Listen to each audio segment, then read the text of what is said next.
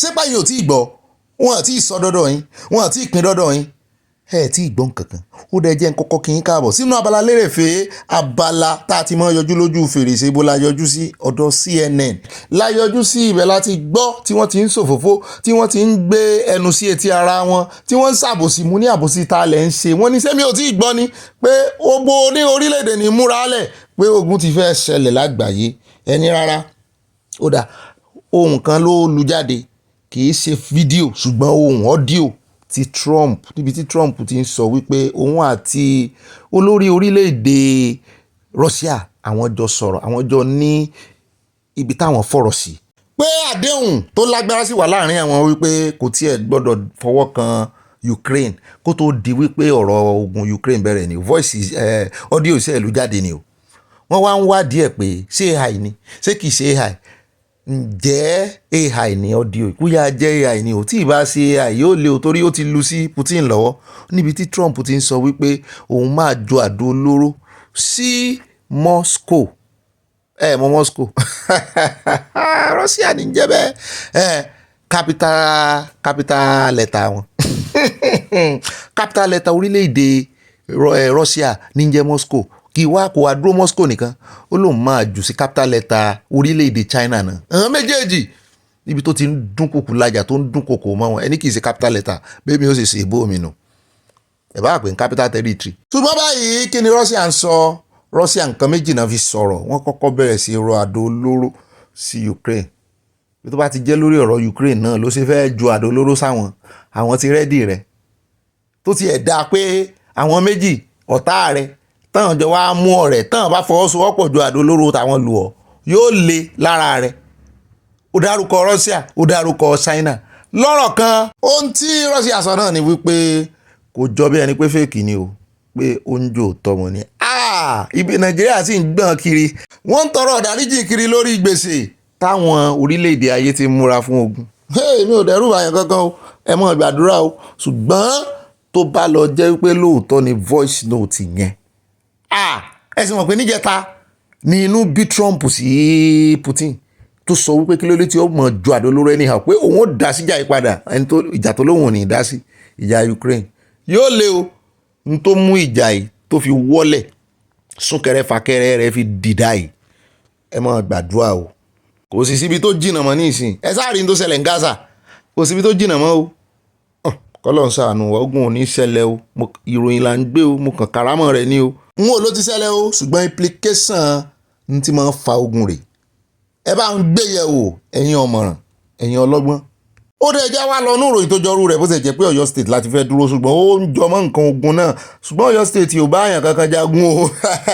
àwọn apààyàn àwọn báńdíìtì àwọn tí wọ́n ń wọnú oko wọnú jù wọ́n náà ni Ọ̀yọ́ state sọ wípé àwọn fẹ́ kí ọwọ́ àwọn lè lára wọn kí ló wá ṣẹlẹ̀ wọ́n ní odidi 7.7 billion naira mo ní ni wọ́n fi ra aircraft méjì tó sọ wípé aircraft nǹkan ìjà ni wọ́n fẹ́ máa fi gbógun ti àwọn bandits wọ́n fẹ́ múra àwọn lákùrá bóyá ti gbọ́ intelligence wọ́n fẹ́ múra wọn lẹ̀ mo ló dà bẹ́ẹ̀ wọ́n ló wà fún surveillance ó sì wà fún combat pé wọ́n máa fi ìjà náà kì í ṣe pé yóò kàn lọ survey lásán wọ́n sì ní kì í ṣe drone o wọ́n lé léyìí aircraft gangan ní ẹgbọ́ ṣe é fọwọ́ sí ẹ ló wọ́n kò sí ní tó wọ́n tó bá ti jẹ́ ọ̀rọ̀ ààbò ẹ jẹ́ kán fowó òlù gbogbo owó tán gbà lórí ọ̀rọ̀ subsidy táàrẹ Tinubu yọ tó mú ìnira bá àwọn ọmọ Nàìjíríà ó sì kárọ̀ Ọ̀yọ́ ó kárẹ̀ Ẹdẹ ó kárẹ̀ Ọ̀ṣun ó kárà kó síbi tí ó dé Nàìjíríà ẹ jẹ́ kán fi ṣètò ààbò fún yín o.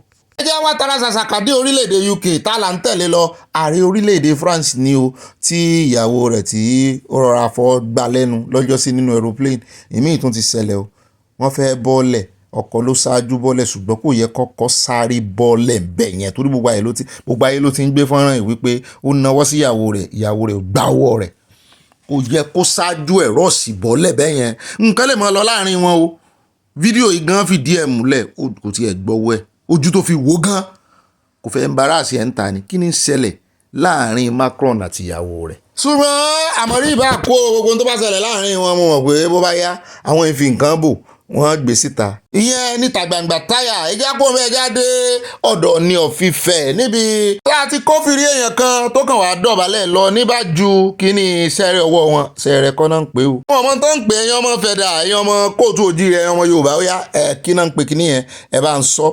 ṣùgbọ́n lọ́rọ̀ kan lẹ́ni tó dọ̀bálẹ̀ ló bá di ẹni tọ́jọ́ lọ skul tọ́jọ́ ṣe kékeré. wọ́n ní 20 children cannot play for 20 years. arákùnrin náà yá agbóhùn yá dọ̀bálẹ̀ kò lọ́rẹ̀ wọn àtijọ́ ni torí wọ́n ní ẹ̀ ń bá fi ojú àná wò kú ẹbọrọ bọ́ lásọ òwe lápá o kò sẹ́ni tó kú nù wọn kò sí ẹnìkan kan ò ní kú òwe la fi pa o. lọ́rọ̀ kan gbogbo àwọn èèyàn ló ti ń ròyìn fọ́nrán wípé àwọn láìkì tí ọba ò ní ṣe èmi náà láìkì kò sípò tí mo lè wà mo dé ipò ààrẹ pátápátá pé ń bá rọ̀rẹ́ mi lọ́ọ̀kan táàjọ máa ń fara wa lásọ àátún ṣerú eré yẹn. èmi tiẹ̀ láwọn ọ̀rẹ́ kan tó yẹ pé kò sípò tó lè wà wo wọ́n lè respect rẹ̀ ń ta o ṣùgbọ́n bẹ́ẹ̀ bá jọ wà nínú ilé bó o jẹ́ president jù bẹ́ẹ̀ lọ ó lè lọ létí yóò lọ létí ẹ̀yin ò ní rú ọ̀rẹ́ bẹ́ẹ̀ tí ò ní ràn yín pé ìwọ ìtaná ti ń bu yìí kọ àwa àfọ̀ lásọ ìrí náà ni àwàdà ni. ó dẹ̀ já kó ń bẹ́ẹ̀ já wá dé India níbi tá a ti gbọ́ wípé ọmọ ọdún mọ́kàndínlógójì ọmọ Nàìjíríà kan tọ́wọ́ bàtàn bá cocaine lápò rẹ̀ náà ni wọ́n fi nǹkan bò lójú India náà lẹ̀ ń wò yìí o. wọ́n ní wọ́n wá ń bi lẹ́jọ́ wípé kí ló ṣẹlẹ̀ ó láwọn ọlọ́pàá Indian ó náà ṣàkóbá òun ó lóun ò gbé cocaine ó náà ni wọ́n di cocaine mọ́ ẹrù òun. ó ní kí wàá lélẹ̀ ìwọ ọmọ anífowóṣe ìwọ náà rìn bèbè oògùn olóró ni ó ní rárá kí wàá ní ká ṣe gbọ́ ṣé ká ké sí gọ́ọ̀mẹ̀ntì Nàìjíríà kán ti ẹ̀ dá sí wò kán torí wọ́n ti mọ jọ́ọ̀jì ẹ̀ báyẹn wọ́n ti ní òótọ́ ni wọ́n ti mọ kọ̀ndẹ́ẹ̀mù ẹgbọ́ sí kò wá tọ́ kán náà ti ẹ̀ béèrè lọ́wọ́ Indian wò pé ẹgbọ́ kí lọ́mọ ìṣe ṣe kó bá ní so náà rìn bèbè oògùn olóró ni ó bá jẹ́ wípé kò mọ̀ nǹkan kan ẹ̀yin abiyamọ ẹ bá ń fàdúrà ràn lọ́wọ́ torí mo gbọ́ kán mọ́ pa wọ́n ń bẹ̀ ni ẹ jọ̀ọ́ ẹ bá tí ò bá ti mọ nǹkan kan ẹ bá fi condition sínú àdúrà yẹn kọ́lọ̀ ń jọ kókó yo ẹ jẹ́ àwa kó ń bẹ́ẹ̀ jẹ́ adé ọ̀dọ̀ ìkànnà àwọn abiyamọ tí ń gba ọmọ rẹ̀ yànjú ẹ gbọ́ sẹ́yìn abiyamọ ẹ lè gba ọmọ yín ní irú ìyànjú yìí irú èjì wo lọ́mọ lè dé tí ìyá ò fi mọ́ sọ fún wípé wò bó bá ti lọ́kọ mọ́ bá ọkọ rẹ̀ sùn dáadáa o torí mọ́ sà fún ọkọ rẹ̀ lórí bẹ́ẹ̀dì òun ni. àwàdà mú kọ́kọ́ pé àsàn serious ẹ jẹ́ àgbọ́ bó ṣe ń advice ọmọ rẹ̀ obìnrin. As a babe, if you meet my way sabi knack, you say for sabi knack, how shabada? Tough na go loss. It's very important to know. See ma, make I dey holy than that. Make una sabi this thing if they drag man close.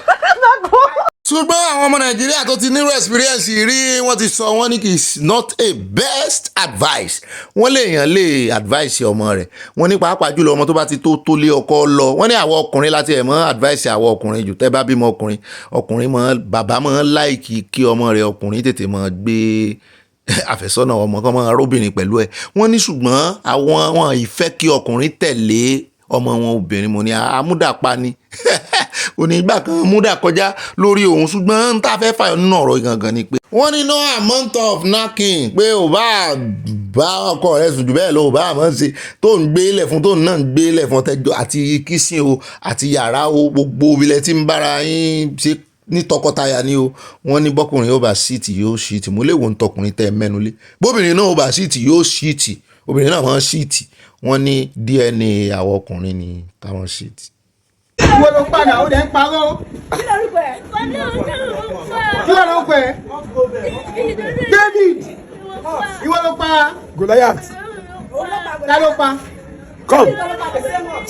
ẹ̀yin ẹ̀gbọ́n àdúgbò àgbàyà ẹ̀fọmọlọ́mọ lẹ̀ David tó pa Goliath inú Bíbélì ló wà torí pé ọmọ yìí jẹ́ David ó sì ń sunkún nǹkan òmẹ́ tí ń jẹ́ Goliath fóun ò pa yẹn rí pẹ̀lẹ́jàre ọmọ dáadáa ẹ já wá dénú ṣọ́ọ̀ṣì yìí ohun tí mo fẹ́ fi hàn yín fúnra yín ni mo fẹ́ kẹ́ ẹ bá ń wá jáde pọ́zù ni ẹ mọ géèmù tó máa ń pè ní pọ́zù ẹ jọ irú àná tí wọn ìlú náà gbé dání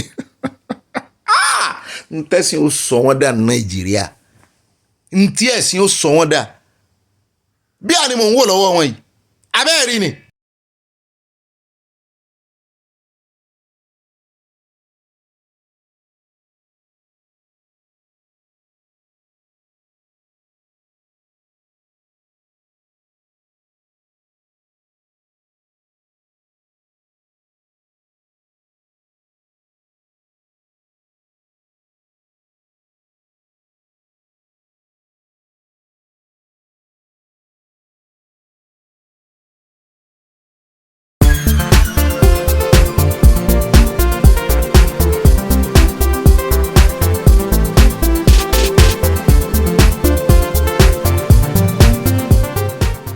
get up, stand up.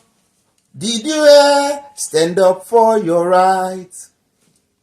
Get up, stand up. Jimasun, oh, don't give up the fight. Did you hear? Stand up, get up. Hey, stand up for your rights. Did you hear? Get up, stand up. Better Jimasun, Jimasun, Jimasun. Don't give up the fight. Preacher man, tell me, heaven is under the earth. I know you don't know what life was really worth. Is all teachers in school. I heard story I've never been told. Now we see the light. Stand up for your rights. Did you hear? Atirimole, stand up, get up. Did you hear? Stand up for your rights. Stand up, get up. Hey, don't give up the fight. Most people think great God will come from the sky to take away everything and make everybody feel high. If you know the light is word, you will look for your son heard. Now we see the light. Oh, stand up for your rights. Stand up, get up. Hey, stand up for your rights. Stand up, get up. Hey, don't give up the fight. Nah, we're sick and tired of the easing, kissing, day down and go to heaven in Jesus' name, Lord. We know where we understand. Almighty God is a living man. You can fool some people sometimes, but you can't fool other people all the time. Now we'll see the light. Oh, stand up for your right. Yeah, stand up for your right, and I'm saying. Iná fẹ́ sọ pátá mo fẹ́ sọ Jamaica orin bọ̀dá wa bọ̀dá Bob Marley la fi wọlé fẹ́ jọ Bobby ó ní mo fi kí n káàbọ̀ orin ńlá ni gbogbo orin Bob Marley ló nítumọ̀ èwo lẹ́fẹ́ kò sí àṣàdànù ń bẹ̀ torí ilé ìta kọ lánàá ọmọgbọ́n wa ilé ìta tún kọ lónìí báyìí àràgbá yamuyamu orin náà la tún fi wọlé o la ṣe ń fi ràn àwọn èèyàn wa létí Nàìjíríà bí ó gbó tẹ́ bá wà pé stand up for your rights táìmù rí àsìkò yìí làwọn olóṣèlú wọ́n ti ń pèpè láti tún gba right yìí fún ọdún mẹ́rin mi ìfàsẹ́yìn náà sì mú wa báyìí sẹ́ẹ̀tún jáde ẹ̀ẹ́tún bọ́n polówó ọjà tẹ́ ẹ̀ lórí ọjà tẹ́ ẹ̀ mọ́ṣẹ́ tí ń ṣe ẹ̀ sì ń polówó ẹ̀ sẹ́ẹ̀tún jáde kó tún tó jájá yín lójú ẹ̀ sì mọ̀ pé gbogbo ìpè tán bá ṣẹ́ fún àwọn olórí tí àwọn mẹ̀kúnnù bá finú fẹ́dọ̀ tán fi ṣẹ́ fún wọn gbogbo ẹ̀yin tẹ́ ẹ bá ràn wọ́n lọ́wọ́ láti dórí ipò tán wá ń fi ìyà jẹ mẹ̀kúnnù tán ń fi ìnira tán fi ń bá àwọn aráàlú wo yín náà ó pinnu èpè tán bá ṣẹ́ fún yín lè fẹ̀yìn ẹsẹ̀ wọn jáde padà wọn fún yín lówó ṣépè fún ẹ pé yín ò lè mọ wọn torí èpè láì mágbọ̀nrín yóò tún dára sí torí ẹ̀ láti fi orin wọlé orin bàbá wa Bob Marley ní ara àwọn tó jà fitafita fún ìran aláwọ̀ dúdú nìyẹn bó ti ẹ̀ jẹ́ wípé orí ìjà náà freedom fighter orí ìjà náà ni ìlú náà kú sí. Abájọ tí Yorùbá fi sọ wípé ikú ogun nípa kíkanjú ikú odò ní pọ̀mùwẹ̀ ṣùgbọ́n akíkanjú tí ò bá mọ̀jà mọ̀sá irú wọn ní mọ̀ bógun lọ́wọ́ èèyàn gbọ́dọ̀ mọ̀jà mọ̀sá. Ó dá mú kí n káàbọ̀ sínú pàdé ọlọ́mọ ìlú ọlọ́mọlé ọlọ́mọ orílẹ̀-èdè orin Bob Marley ẹ tó fẹ́ pè ní ìbá reggae orin Bob Marley mo fi kí n káàbọ̀ ẹnì kí ni reggae ṣe ń ṣe mí lẹ́nu ọjọ́ mẹ́ta English ló tún kọ́ fún àì síbí Yorùbá là ń sọ lórí ibi ẹ mọ́ bínú gbogbo nítorí yẹn náà ń sọ ni wípé ẹ jí ẹ mọ́ sùn ẹ dìde fún ẹ̀tọ́ yín ẹ dìde fún ẹ̀tọ́ yín mo ti wá orin tí mo lè lò ní ti Yorùbá tó sọ̀rọ̀ nípa ẹ̀tọ́ a ní láti jẹ́ kí àwọn èèyàn mọ ìtumọ̀ kìíní ìwọ̀nba owó táwọn olóṣèlú ń pín tán á lè yín lọ́wọ́ kó bá fún 1 million kó ra nǹkan kan kó sọ ọ́dọ̀ lówó dọ́lọ́lá tó o ti gbọ́ ohun tí Dubai ntáwọn náà tó gbé lé Nàìjíríà restriction visa restriction táwọn náà tó gbé sórí Nàìjíríà nísìn so ọmọ ìtàn ní ẹni tó bá fẹ́ wá sílùú àwọn gbọ́dọ̀ nínú àkáǹtì torí ẹ̀ máa jẹ gbogbo kìíní ìwò ìlú olóṣèlú fẹ́ fún wọn. Wọ́n ní bí yà ńlá bá gbé ní sánlẹ̀ kékeré àtúmọ̀ gorí ẹni ó kéré ó tóbi nínú ìyà kò ní kàn mí kò ní kàn yín kò ní kankan nu wa nínú ìdílé aláyọ̀ ẹ̀. Mo kí káàbọ̀ sínú abala ti àkòrí ìròyìn tá a mọ́ gbà wọlé gbogbo ilé ìtẹ́ rí inú abala léèfé ó ti dàfi sẹ́yìn tẹ́gùn fi sọ ayọjú lójú fèrèsé ni àwa mọ́ júwe ibi tá a lọ́nù ìròyìn tòní. Adúpẹ́ lọ́wọ́ Ọlọ́run tó ń gbé wa débẹ̀, mo dúpẹ́ lọ́wọ́ ẹ̀yin èèyàn mi náà tẹ́ ń farabalẹ̀ tẹ́ ń jẹ́ k'Ọlọ́run gbé yín débẹ̀ torí èèyàn kan ìjáwádé lórí bí èèyàn kan ò sì gbé èèyàn kankan débẹ̀, Ọlọ́run ló kó wa jọ ló ń gbé wa débẹ̀. Èmi náà ní ibà náà fẹ́lẹ́fẹ́lẹ́, èmi náà ní ibà alálàyé yín o, ibà kanjú abẹ́ǹkó, ibà lọ tààràtààrà tọ́rọ̀ bá ti di ọ̀rọ̀ òtítọ́ àtòdodo sàn láàrin ajẹ́nímú ní pẹ́kọ̀rọ̀pẹ́kọ̀rọ̀. Èmi náà ní ibà ọ̀pàpà parada àyà parada òwúrọ̀ ọ̀gá rẹ̀ náà tún parada ó dàjà nù abala ẹ̀yin olólùfẹ́ wa abala comment section. Bẹ́ẹ̀ náà lẹ́tún lè pè mí ní ibà ọ̀pàkà ọkọ̀ àwọn òpèké, ibà sòǹgìtò ọkọ̀ àwọn street 16 ṣe mò ń jẹ́bẹ̀. Èmi náà ní ibà confam ẹ̀kọ́ tó sẹ́ndì gbogbo ìròyìn tí wọ́n bá ń sẹ́ndì gbogbo kọ́mẹ́ǹtì tí wọ́n bá ń kọ mọ́ research ẹ̀ dáadáa o, rí i pé òtítọ́ náà ló fi pinlẹ̀ rẹ̀. Ṣùgbọ́n lẹ́yìn ọ̀rẹ́yìn tó bá jọ bí ẹni pé àṣìṣe wà ń bẹ̀ jọ mọ́ dènà pẹnu mọ́ fà kó ṣòfò tètè lọ yọ bọ́ọ̀ bá rí yọ lọ ṣe àtúnṣe níbi tó ti ṣe mistake ojú kan náà ibi tó ti ṣe ni kó padà sí o mọ́ lọ bòmí o mọ́ sì dúró de wípé ìyẹn ò ti lọ́nu kó lọ́ ó bá máa padà báyìí yóò dèrò dìgbà o. Bẹ́ẹ̀ náà lẹ́lẹ̀ pè mí ní ibà allegedly ibà reportedly gbogbo tẹ́ ẹ bá gbọ́ lórí ìkànnì kí ni o allegedly and reportedly mi náà ní ibà gbé wọn débẹ̀ ibà sanwó-wọlé ibà fi pákà ibà paul ibà kundus yìí náà rí ibà fayọkọ́ tiẹ̀ èmi náà ní ibà múlùdùn èmi náà ní ibà yọ̀míkún ibà kéde fún Yorùbá nation káfàtà èmi náà ní ibà òmìnira yín o nítorí àwa tí ń live òmìnira àti fi ń ṣèwà wù tó kẹ́kẹ́ yẹn kágbé òmìnira lọ́wọ́ rẹ o. Kódà ọ̀nà àwọn àkórí ìròyìn tòní báyìí bá pín kó kálíkó kakọ́ alákọ̀ọ́kọ́ ń bẹ́ẹ̀ já dé orílẹ̀-èdè Dubai lórí ọ̀rọ̀ ti United States of America tán restrict visa fún àwọn Nàìjíríà tán ní ó pọ̀ jù 3 months náà mọ̀ fún àwọn non-immigrants ní ìsìn ó pọ̀ jù 3 months làwọn mọ̀ fún yín bẹ́ẹ̀ náà sì ni àwọn mọ̀ yẹ social media yín wò single entry ló sì gbọ́dọ̀ jẹ́ mo ní ó bá ti jẹ́ 3 months náà bó ni ó sì jẹ́ multiple entry bẹ́ẹ̀ bá ti lọ lẹ́ẹ̀kan in fact bó bá ti lò lẹ́ẹ̀kan gan o lè mọ́ rí lò lẹ́ẹ̀kejì mọ̀ nígbà tí ì ṣe pé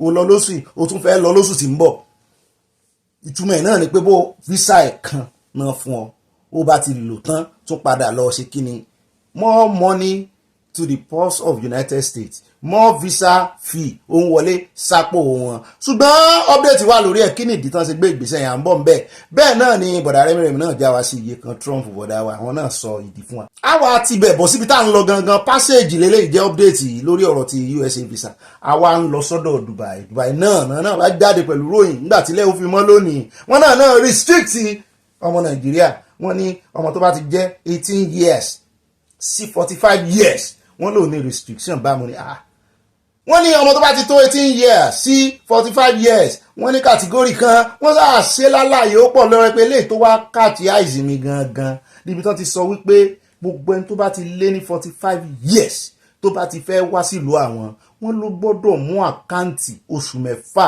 at least bank account bank statement yẹn wọ́n ní nínú bank statement yẹn wọ́n ní nínú oṣù mẹ́fà yẹn wọ́n ní oṣù kọ̀ọ̀kan oṣù mẹ́fà ni ṣùgbọ́n oṣù kọ̀ọ̀kan balance end closing balance yẹ wọ́n ló gbọ́dọ̀ tó $10,000 tàbí jù bẹ́ẹ̀ lọ minimum is $10,000 mo ní orí yín ò pé iṣẹ́ bí ẹbí olórí Nàìjíríà ní ẹ̀yìn ṣé bá àwọn ìgbà tán lẹ́ẹ̀ wá ń bẹ̀bẹ̀ ń gbà Festac 77 tẹ́ǹbì Nàìjíríà pé bó náà ti rówó tán fi kọ́ ilé Festac tẹ́ǹbì wọn pé bó náà ṣe lè ràn yín lọ́wọ́ láti kọ́ irú ilé tí wọ́n kọ́ ní Festac nígbà ayé ìwàṣẹ̀ wọ́n máa ń wá láti bẹ̀ wá wo bí Nàìjíríà ṣe ń dà bí ẹdun bá a ṣe ń rọ̀ bí òwe ṣùgbọ́n ẹdun Nàìjíríà ó jalè ó ti bòrú lọ ẹdun jalè ó bòrú lọ owó Ifá tẹ́dún gbé lọ́jọ́ sí ó ti mú èpè bá ẹdun owó Ifá tí ẹdun gbé lọ́jọ́ sí ó ti sọ ẹdun di ẹdun arinlẹ̀ ẹdun Nàìjíríà ò lè fò lórí igi mọ́ Dubai wá ń fọwọ́ lálẹ̀ fún Nàìjíríà iye báyìí lẹ gbọ́dọ̀ ní láka 10,000 ọmọ ìlú wọn mélòó ló ń ṣiṣẹ́ 10,000 monthly nílùú wọn ní Dubai àwọn aṣèrè ìjà sọ̀rọ̀ síbi tọ́rọ̀ wà ṣùgbọ́n sán lẹ́bi ni wọ́n lẹ́bi à ń bọ̀ ń bẹ́ o lónìí náà sáwọn yẹn sì ń lọ Dubai náà ni à ń bọ̀ ń bẹ́ lónìí náà ni kò ní í dọ̀là bá bá kó ń bẹ̀ tán á sáré dé ẹ̀bọ̀yìn níbi tá a ti gbọ́ tán sọ wípé àwọn agbébọn wọ́n ya wọ ìpàdé ọmọ onílùú wọ́n pa èèyàn 10 àmọ́ àwọn tó mórí bọ́ wọ́n ròyìn àwọn bẹ́ẹ̀ ikú lọ́tún ikú lósì kò ní yálé yín kò ní yọ̀ dẹ́dẹ́ tèmi náà àwọn èèyàn kúkú sàárà tẹ́ bá gbọ́ ẹ mọ̀ túmọ̀ sàárà wọ́n bá léèyàn ṣe sàárà àwọn mùsùlùmí ó mọ̀ túmọ̀ dáadáa ikú sàárà làwọn èèyàn kú Nàìjíríà ìgbà tá a fi kú òǹbẹ̀ lọ́ba ní ó dá o ẹ mọ̀ retí wọ́n bá yín kẹ́dùn náà o àwọn tó rí kó yọ wọ́n sàn dúpẹ́ tí wọn èyí tán gé ládàá lọ́wọ́ èyí tán gé lórí wọ́n sì bá ń déèjì orí ẹ̀ ibẹ̀ náà la tún ti gbọ́ o ní ìpínlẹ̀ Plateau wọ́n bá ní wọ́n mọ̀ tún ti pa èèyàn 70 mo ní àyà kò yé mi bá ń túmọ̀ ẹ̀ ó ní 70 ní jẹ́bẹ́ ọ̀gá mi iṣẹ́ ẹ̀gbọ́ Yorùbá mọ́ ni èèyàn 70 àwọn fìjìláńtẹ́ mo ní níbo ni yóò ti ṣẹlẹ̀ ó ní Plateau ni ó láwọn fìjìláńtẹ́ yẹn ó ní wọ́n sì kànràn sí wọn lọ́rùn wọ́n sọ wípé àwọn ò ní gbọ́ àwọn ò ní gbà ó wípé wọ́n pa àwọn lóòótọ́ ṣùgbọ́n àwọn ti ṣetán láti gbéná wojú àwọn báńdíìtì mo ní sán ní nǹkan ẹ̀jà tán lè fi gbéná wojú wọn kì í máa ṣe ìgbàgbọ́ ìrètí ìlérí tí kò ní pẹ́ kí iṣẹ́ ọ̀nà wọn fi kojú báńdíìtì terrorism wọn mọ́ ìmú ní kékeré Nàìjíríà náà mọ̀ tí wọ́n mú terrorism ní kékeré wọ́n ìmọ̀ ìbá wọn dáwàdà lórí tán bá ti gbọ́ pé terrorism lé wọ́n ìbá wọn dáwàdà ṣùgbọ́n Nàìjíríà náà ti mọ́ mú kékeré bó lẹ́sẹ̀ mọ́ wo àwọn vigilante tí wọ́n tán promise tán fẹ̀mí wọn lélẹ̀ wípé àwọn fẹ́ lọ dojú kọ àwọn agbébọn èyí tó kéré jù ní ìbọn tán gbé dání ní AK-47 ẹ wá ń gbé sakabula lé àwọn aráabí lọ́wọ́ mo wá sọ fáwọn aráabẹ̀ yẹn náà mo ní ìgbàgbọ́ wọn dáa lóòótọ́ mo like spirit wọn akíkanjú ọmọ níyàn ṣùgbọ́n kán jọ kán mọ́ fẹ̀mí wọn tàfàlà tán bá lè sá lọ he who runs to fight will fight another day o mọ̀jàmọ̀ sálà mọ́ akíkanjú o ní tí àwọn àmì táwọn ọlọ́pàá tí gbogbo wọn ṣe tì náà ń sáńbẹ̀ lẹ́yìn wá ní ẹ̀rẹ̀ máa fi sakabula dojúkọ wọn náà ń sóògùn kódà ń bọ̀ ń bẹ́ o 70 people míì nìyẹn bí tá a ti ń sọ yẹn lọ́wọ́ ní bọ̀dàrí ìbàdàn Nuhu tó jẹ́ NSA ló bá lanu páká ó ní gbogbo ilé ìtẹ́ ń gbọ́ yẹn ó ní AI níjàre mo ní bò ló ṣe jẹ́ AI ó ní because lábẹ́ ìṣèjọba rẹ̀ Tinubu ó ní kò sí bá ṣe pààyàn tó ó ní ètò ààbò ti improve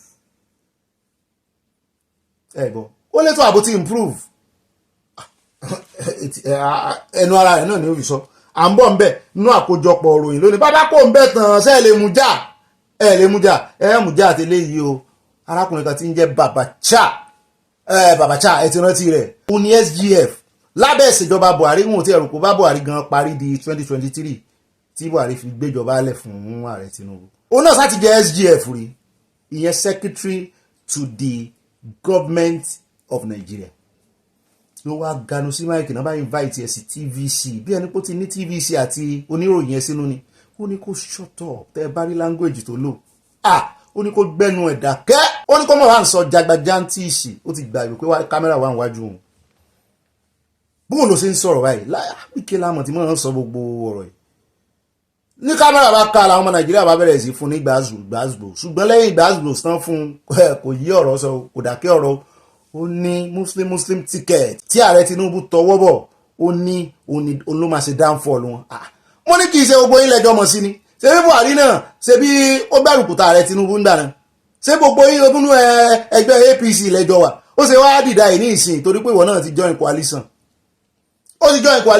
ó sọ̀rọ̀ tó pọ̀ bẹ́ẹ̀ náà ló ní ìjọba ò ní ìyẹn INEC ìjọba Nàìjíríà ó ní wọn ní rẹ́gísítà new party táwọn fẹ́ rẹ́gísítà ó nítorí ẹ̀ náà ṣe wá ọ̀rọ̀kọ̀ táwọn fi ṣàdá ó náà ti mọ̀ pé wọn ní rẹ́gísítà à ń bọ̀ ń bẹ́ẹ̀ bí tá ti wá ń sọ̀rọ̀ lọ́wọ́ làwọn kan náà bá ké gbàjarè síta àwọn ẹgbẹ́ coalition tuntun ADC wọ́n ní ẹgbà wọn o wọ́n ní àwọn official FG ìyẹn federal government ìjọba ààrẹ Tinubu wọ́n náà fẹ́ dá àárín àwọn ru wọ́n náà ni wọ́n ń ṣe agbátẹrù àwọn tí wọ́n ń gbé dìde inú ẹgbẹ́ àwọn tán náà wọn ó lọ kóòtù èmi náà ráwọn kan tó kúrò wọn jọ lánàá wọn láwọn ń lọ kóòtù wọn fẹ́ gbé David Mark tó ń ṣe chairman àti Arẹ́gbẹ́ tó ń ṣe national secretary àwọn fẹ́ gbé ìyẹn ẹgbẹ́ ADC àwọn fẹ́ gbé wọn lọ ilé ẹjọ́ ṣùgbọ́n bàbá kan náà bá jáde ó ní wọn lẹ́tọ̀ọ́ ẹ̀ ó ní wọn lè gbé wọn lọ anywhere ẹni tó tú àṣírí wípé federal government official ló wà lẹ́yìn ìdàrúdàpọ̀ ẹ̀ àmúbọ̀ bẹ́ẹ̀ náà lẹ́ni tó sọ wípé wọ́n lágbára tí òfin sọ̀rọ̀ ní tó fi sọ̀rọ̀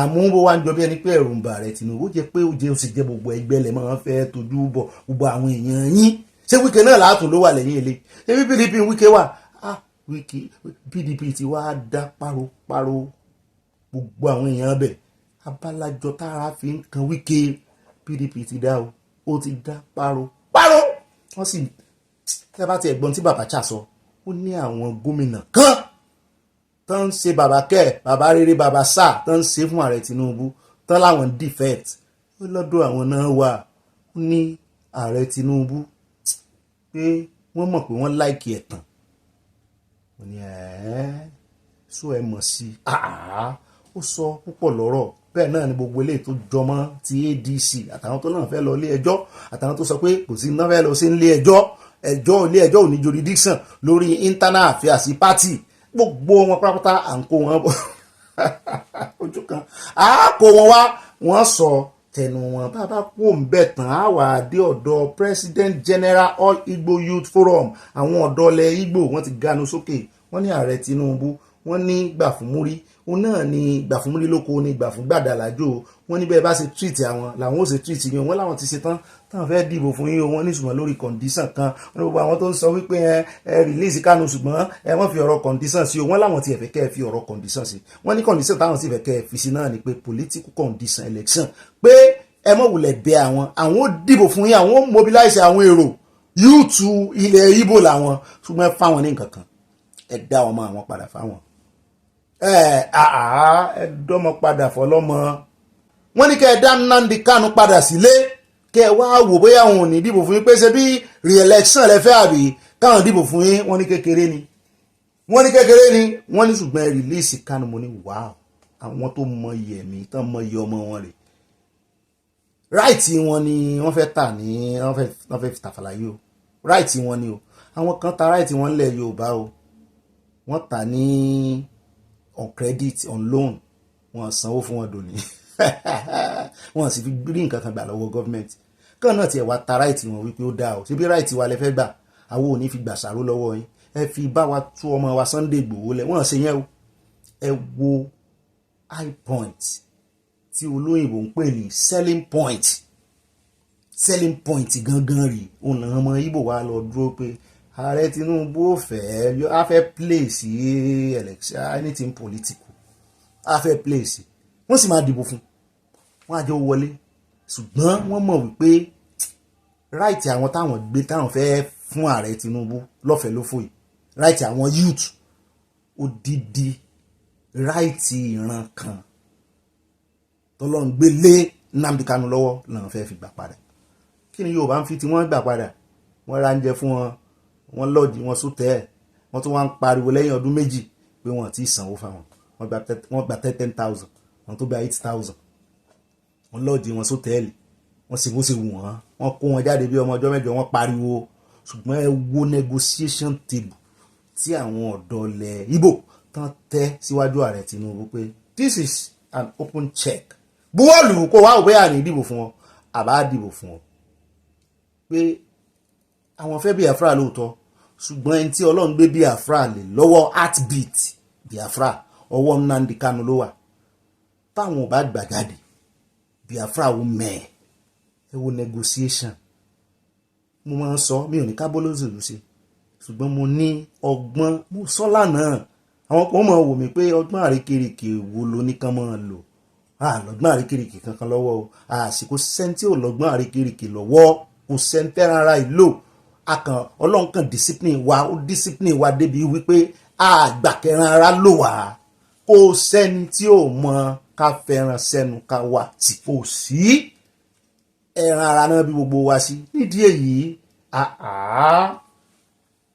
ọgbọ́n àrékèrèkè làwọn ń lò fún ààrẹ Tinubu torí wọ́n mọ̀ wípé ọgbọ́n tó lè jẹ́ nìyẹn wọ́n sì mọ̀ orú èèyàn tó jẹ́ bó náà bá sì ti gbọ́ pé ẹ dìbò fún mi ó sì mọ̀ pé wọ́n dì ó dà ẹ rìlíìsì Kanu káwọn wò lónà ò bá gba n tó ka lára n tó kàn lára ló ń béèrè fún n tó kàn wọ́n lára làwọn ń béèrè fún à ń bọ̀ ń bẹ̀ nínú àkójọpọ̀ ọ̀rọ̀ yìí mo ti ń ṣàlàyé jù lórí ẹ̀ sì já ń lé kan náà àyá wà á ti já ń lé kan náà bẹ́ẹ̀ ni bàbá kò ń bẹ̀ tán á yà lọ́dọ̀ pàtùtọ́mì pòfẹ́sọ̀ tó sọ lọ́jọ́ sí wípé shadow government tán fẹ́ gbé sí wípé kí ni tí wọ́n shadow government tó fẹ́ dojú ìjọba ààrẹ Tinubu délẹ̀ ni ó mọ̀ sí ń tẹnu mọ́ ọ̀rọ̀ yìí ó wá ń ṣàlàyé kíkẹ́kíkẹ́ pé wọ́n mọ̀ túmọ̀ ẹ̀ ní pé gbogbo àwọn tó ń ṣe coalition ìgàn wọn nídìí coalition shadow government ló yẹ kí àwọn jọ fọwọ́sowọ́pọ̀ ń táwọn ń béèrè fún mo ní òjìji èèyàn òjìji sí èèyàn tí òjìji lè dárìn láì sí èèyàn ni bẹ́ẹ̀ bá fẹ́ ṣe shadow government ṣé ẹ̀yin lẹ fẹ́ ṣe àbá ààrẹ Tinubu tó ń ṣe government lọ́wọ́ o ní ó sọ wípé òjìji gọ́ọ̀mẹ̀ntì òun rèé o yóò ní í ṣe gọ́ọ̀mẹ̀ntì lọ́wọ́ à ń bọ̀ bẹ́ẹ̀ à ń gbé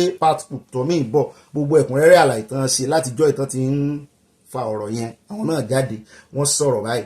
ó dá ibi láàrin mọ́nú àkórí ìròyìn wa níbi tá a ti mọ̀ pé àdírẹ́sì ibi tá à ń lọ bó bá dinú àkójọpọ̀ ìròyìn á wà fọ́n sí wẹ́wẹ́ á tú láwẹ́láwẹ́ á tùṣù désàlẹ̀ kòkó ó yá ní pápápá ẹ jẹ́ á pòsì fún píkṣọ̀ wa tí ń wọnú abala sánáwọlé lọ náà ẹ lè pè ní news flash ẹ lè pè ní flash news ó yá jáwé yẹn pápápá àròjọ mùsùlùkùn àbí ká fi drone yàtọ̀ ní ká mú area shot wa ká fi drone yà ẹ mọ̀ wo òkè ẹ kàn dúró bẹ́ẹ̀ yóò ó ní bí ó ṣe mú fídíò láyà lónìí àníyá picture ẹ ṣe pọ̀ wọ́n mọ̀ merry-go-round yín àti ń ya fídíò lọ ẹ lè mọ̀ rí flash o ṣùgbọ́n ẹ̀rẹ́rìn ẹ ṣe cheese kò sí pàkà lónìí òkè ká ya picture kan lé lórí ká lè ṣe pàkà iná kódà àti ya drone ẹjẹ́ wa ya picture still motion la yà lẹ́ẹ̀kan a fẹ́ ya still picture báyìí pàkà àmúdẹ̀ǹgẹ̀ púpọ̀ ẹgbẹ́ ni mo fi yà yóò dà fún ọ yóò yà kò ní yẹlẹ ìyá mi Hannah Nsu ìyá mi Grace olùsòótọ́ gbogbo yín pátápátá ìyá mi Kọ́mọláfẹ́ mo ti lọ́lá mọ́ mi mo súnmọ́lá olúwo tèmi nìkan mọ́ mi mo rohun Adébọ̀ mọ́ mi Riscott Àdìgún mọ́ mi ẹ̀pọ̀ lọ́wọ́ mi ìyá mi fún mi lọ́lá ìyá mi ẹ̀pọ̀ lọ́wọ́ mi tí máa ní mọ́ dárúkọ owó yín àgbà táìmù. ó dá alákọ̀ọ́kọ́ nú abala sánáwọlé ẹjẹ́ adé ọ̀dọ̀ jambu a sì fẹsẹ̀ kan yà ní ọ̀dọ̀ àwọn yunifásitì náà. wọ́n ní ìjọba ti wá tàn mọ́lẹ̀ sí ọ̀rọ̀ tí ń já rìnrìn lọ́jọ́ sí o wípé ọmọ ọdún mélòó ló lè wọ yunifásitì Nàìjíríà. wọ́n ní 16 years ni wọ́n fẹnu kò sí o wọ́n ní àlàkalẹ̀ ìjọba nù mo ní wọ́n mú wá fún ẹ̀yìn tèmi wọ́n lọ́mọ tó bá 15 years kò sí bó ṣe mọ̀wé tó wọ́n láwọn ò ní jẹ́ kó wọ yunifásitì Nàìjíríà o ẹ jẹ́ wá lọ sọ̀rọ̀ JAMB wọ́n ní iye máàkì tí akẹ́kọ̀ọ́ tí ó fi wọ́n wọlé sí fásitì rèé o níbi tá a ti gbọ́ tán ní JAMB ti kéde iye máàkì gbèdéke tuntun tí àwọn akẹ́kọ̀ọ́ fi wọ́n wọlé sí yunifásitì láti inú ọdún yìí lọ o wọ́n ní àjọ JAMB tó ń rí sí wíwọlé àwọn akẹ́kọ̀ọ́ sílé ẹ̀kọ́ gíga fásitì àtàwọn ilé ẹ̀kọ́ gíga míì ní Nàìjíríà ti kéde pé 150 gẹ́gẹ́ bí cut off máàkì tó kéré jùlọ tí akẹ́kọ̀ọ́ gbọ́dọ̀ gbà tí ó fi wọ yunifásitì ṣùgbọ́n ó kéré jù ní o kì í sóhun ló pọ̀ ju àwọn kọ́ọ̀sì míì wàá gbà jù bẹ́ẹ̀ lọ wọ́n require kó gbà jù bẹ́ẹ̀ lọ nínú àwọn kọ́ọ̀sì míì o ṣùgbọ́n ilé tó kéré jù bí ìgbà kan bá ní wọ́n negotiate owó oṣù àwọn òṣìṣẹ́ minimum wage 70,000 ṣùgbọ́n minimum mark cut off mark wọ́n lò ní 150. JAMB ṣe ìkéde náà lẹ́yìn ìpàdé tí wọ́n ṣe nílùú Àbújá pẹ̀lú àwọn ọ̀gá àgbà àwọn ilé ẹ̀kọ́ fásitì àtàwọn ilé ẹ̀kọ́ gíga míì ní Nàìjíríà níbi ìpàdé ọ̀hún ni wọ́n ti fẹnu kò wípé máàkì 100 ní máàkì tó kéré jùlọ tí akẹ́kọ̀ọ́ tó bá fẹ́ wọlé sí ilé ẹ̀kọ́ gbogbonìṣe àti ilé ẹ̀kọ́ gíga fáwọn olùkọ́ ní láti gbà yẹn polytechnic àti college of education níbi ìpàdé ọ̀hún náà ni wọ́n tún ti fẹnu kò wípé máàkì tó jẹ́ 140 làwọn akẹ́kọ̀ọ́ tó bá fẹ́ wọ ilé ẹ̀kọ́ gíga ìkẹ́kọ̀ọ́ nọ́ọ̀sì gbọ́dọ̀ gbà nínú ìdánwò JAMB wọn o ti yunifásitì ní 150 túmọ̀ sí wípé kò sí ilé ẹ̀kọ́ gíga tó gbọ́dọ̀ gba akẹ́kọ̀ọ́ tí kò bá gba máàkì tó tó 150 sí ilé ẹ̀kọ́ fásitì kankan ní Nàìjíríà lọ́dún yìí o àmọ́ àwọn ilé ẹ̀kọ́ gíga míì sì lè jẹ́ kí máàkì táwọn akẹ́kọ̀ọ́ gbọ́dọ̀ gbà láti wọlé sí fásitì ju 150 tí àjọ JAMB kéde lọ o ẹ bá ń tẹ̀sílẹ̀ abẹ́rẹ́ jágbọ́rọ̀ lẹ́nu ọ̀gá wọn àròjọ mùsùlùkùn. As we strive to increase and improve on what we're doing in the education sector, we had 140 last year. We shall make some more progress. If we let's meet midway, I would like the voting to be conducted again from between 140, 150, 160. So let's register and do the voting again. With that, the minimum cut-off point will be 150. Approved.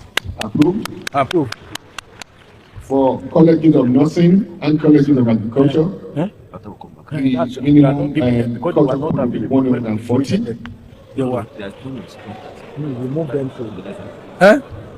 They are saying no. Colleges of agriculture, what's your proposal? 100. Only 100. So let's start all over again. For university admission, the cut-off point will be 150. Yes, approved. Approved. Yeah. For colleges of nursing, the cut-off point will be 140. Approved. For polytechnics, the cut-off point will be 100. Approved. For colleges of agri, the cut-off point will be 100. And colleges of education, the cut-off point will be 100. Thank you. Now, the people that have the microphone, stay on each aisle. Are there any AOBs that you would like us to consider at this policy meeting? I see, please. Several years ago, we have to now hold ourselves to much higher standard. We have a population of 220 million. The 70% of our population, they're below the ages of 30 years old. So the students are there. We should just ensure that we provide better quality, better facility for our schools. You heard me talk directly to our legislature today. We're turning primary schools into colleges, into universities. That's why the students are not going there. We had last year, 2-3 years ago, University of Ilorin, I'm going to correct myself, was number one of the number of the university being sought after in the country. Other universities have taken over now. We have to push ourselves. The only way to get better is to push yourself. So if we go back to what we did many years ago of just opening it up, we will lose standard. You won't be able to maintain standard. And we want, and more so importantly, in our education system, that we want higher quality teachers. If we are not training the teachers well, then what do we expect? We expect the students, the help will be poor. So I'm sorry, Provost, we won't do that. We won't go back to the old age. Let's encourage those students at those rural areas, help them to get better prepared to do job. If you want to do your advocacy, help them at the secondary school. Help them more remedial courses, and let them get better prepared to do job and they can pass job. The same thing about my observation on the monotechnics, that your candidates scouting. I think what's happened is that we've had open schools just because we wanted to open them. And we're doing courses that are not applicable. Today, if your school, and I disagree with the lady of the private nursing college of nursing, we have a lot of students wanting to read nursing. So open your monotechnic and convert them to courses that are highly sought after. We want to improve. We want more people to go into digital technology. The Vice President was just saying that yesterday. Things like AI, machine learning, software methodology, natural language processing, IT automation, proactive security. Those are things we need to focus on, the job of the future. I don't want to, because the job mentor has warned me before this meeting that I shouldn't pull up some of the courses that have been taught in a tertiary institution, and I'll listen to his warning. But you know, there are courses that are highly sought after. We have a vibrant youthful population. They want to learn. So you won't have to candidate scout if you're offering courses that the people need. In fact, you'll be oversubscribed. So that's the answer. Ọ̀rẹ́ káàbọ̀ padà ẹja sáré dé ọ̀dọ̀ gbajúgbajà òṣèré tíátà Nollywood ní Nàìjíríà o. Ìjàmbá iná náà ló sọsẹ́ nílé ìtajà Ìyábọ̀ Òjó. Mo ní kí ló fa iná síbi títí ń ta oúnjẹ rẹ̀, kí ló ṣẹlẹ̀? Nírọ̀lẹ́ ọjọ́ ìṣẹ́gun ọjọ́ kẹjọ oṣù kejì ọdún 2025 ní ìjàmbá iná sọsẹ́ ní ilé ìtajà gbajúmọ̀ òṣèré tíátà Ìyábọ̀ Òjó. Mo ní ọ̀tá sì pọ̀ ju ẹni mi lọ. Ta ni ó máa rò sí ní ìsìn ẹni tó ṣẹ̀ṣì ìyàwó fọ́mọ? Bẹ́ẹ̀ náà ni lórí ẹ̀sùn ti bàbá Àjẹsà, òun náà ni wọ́n ń dárúkọ lé lórí. Nàìjíríà, àwọn èèyàn sì ti ń sọ̀sọ́kúsọ káàkiri. Àwọn kan sọ síta ni pé àwọn òǹran ó dáa bẹ́ẹ̀, ó ṣe kinní kan, òun náà bá yé èèyàn kan jẹ́. Mo ní ga o. Nínú fídíò kan tí òṣèré náà fi sórí ìkànnì Instagram rẹ̀ lálẹ́ ọjọ́ ìṣẹ́gun ló ti kéde ìṣẹ̀lẹ̀ náà o. Ìyábọ̀ Òjó nínú ìròyìn náà sọ pé òun dúpẹ́ lọ́wọ́ Ọlọ́run pé ìṣẹ̀lẹ̀ náà kò mú ẹ̀mí èèyàn kankan lọ. Ògo ni fọ́lọ́run, omi ló dànù.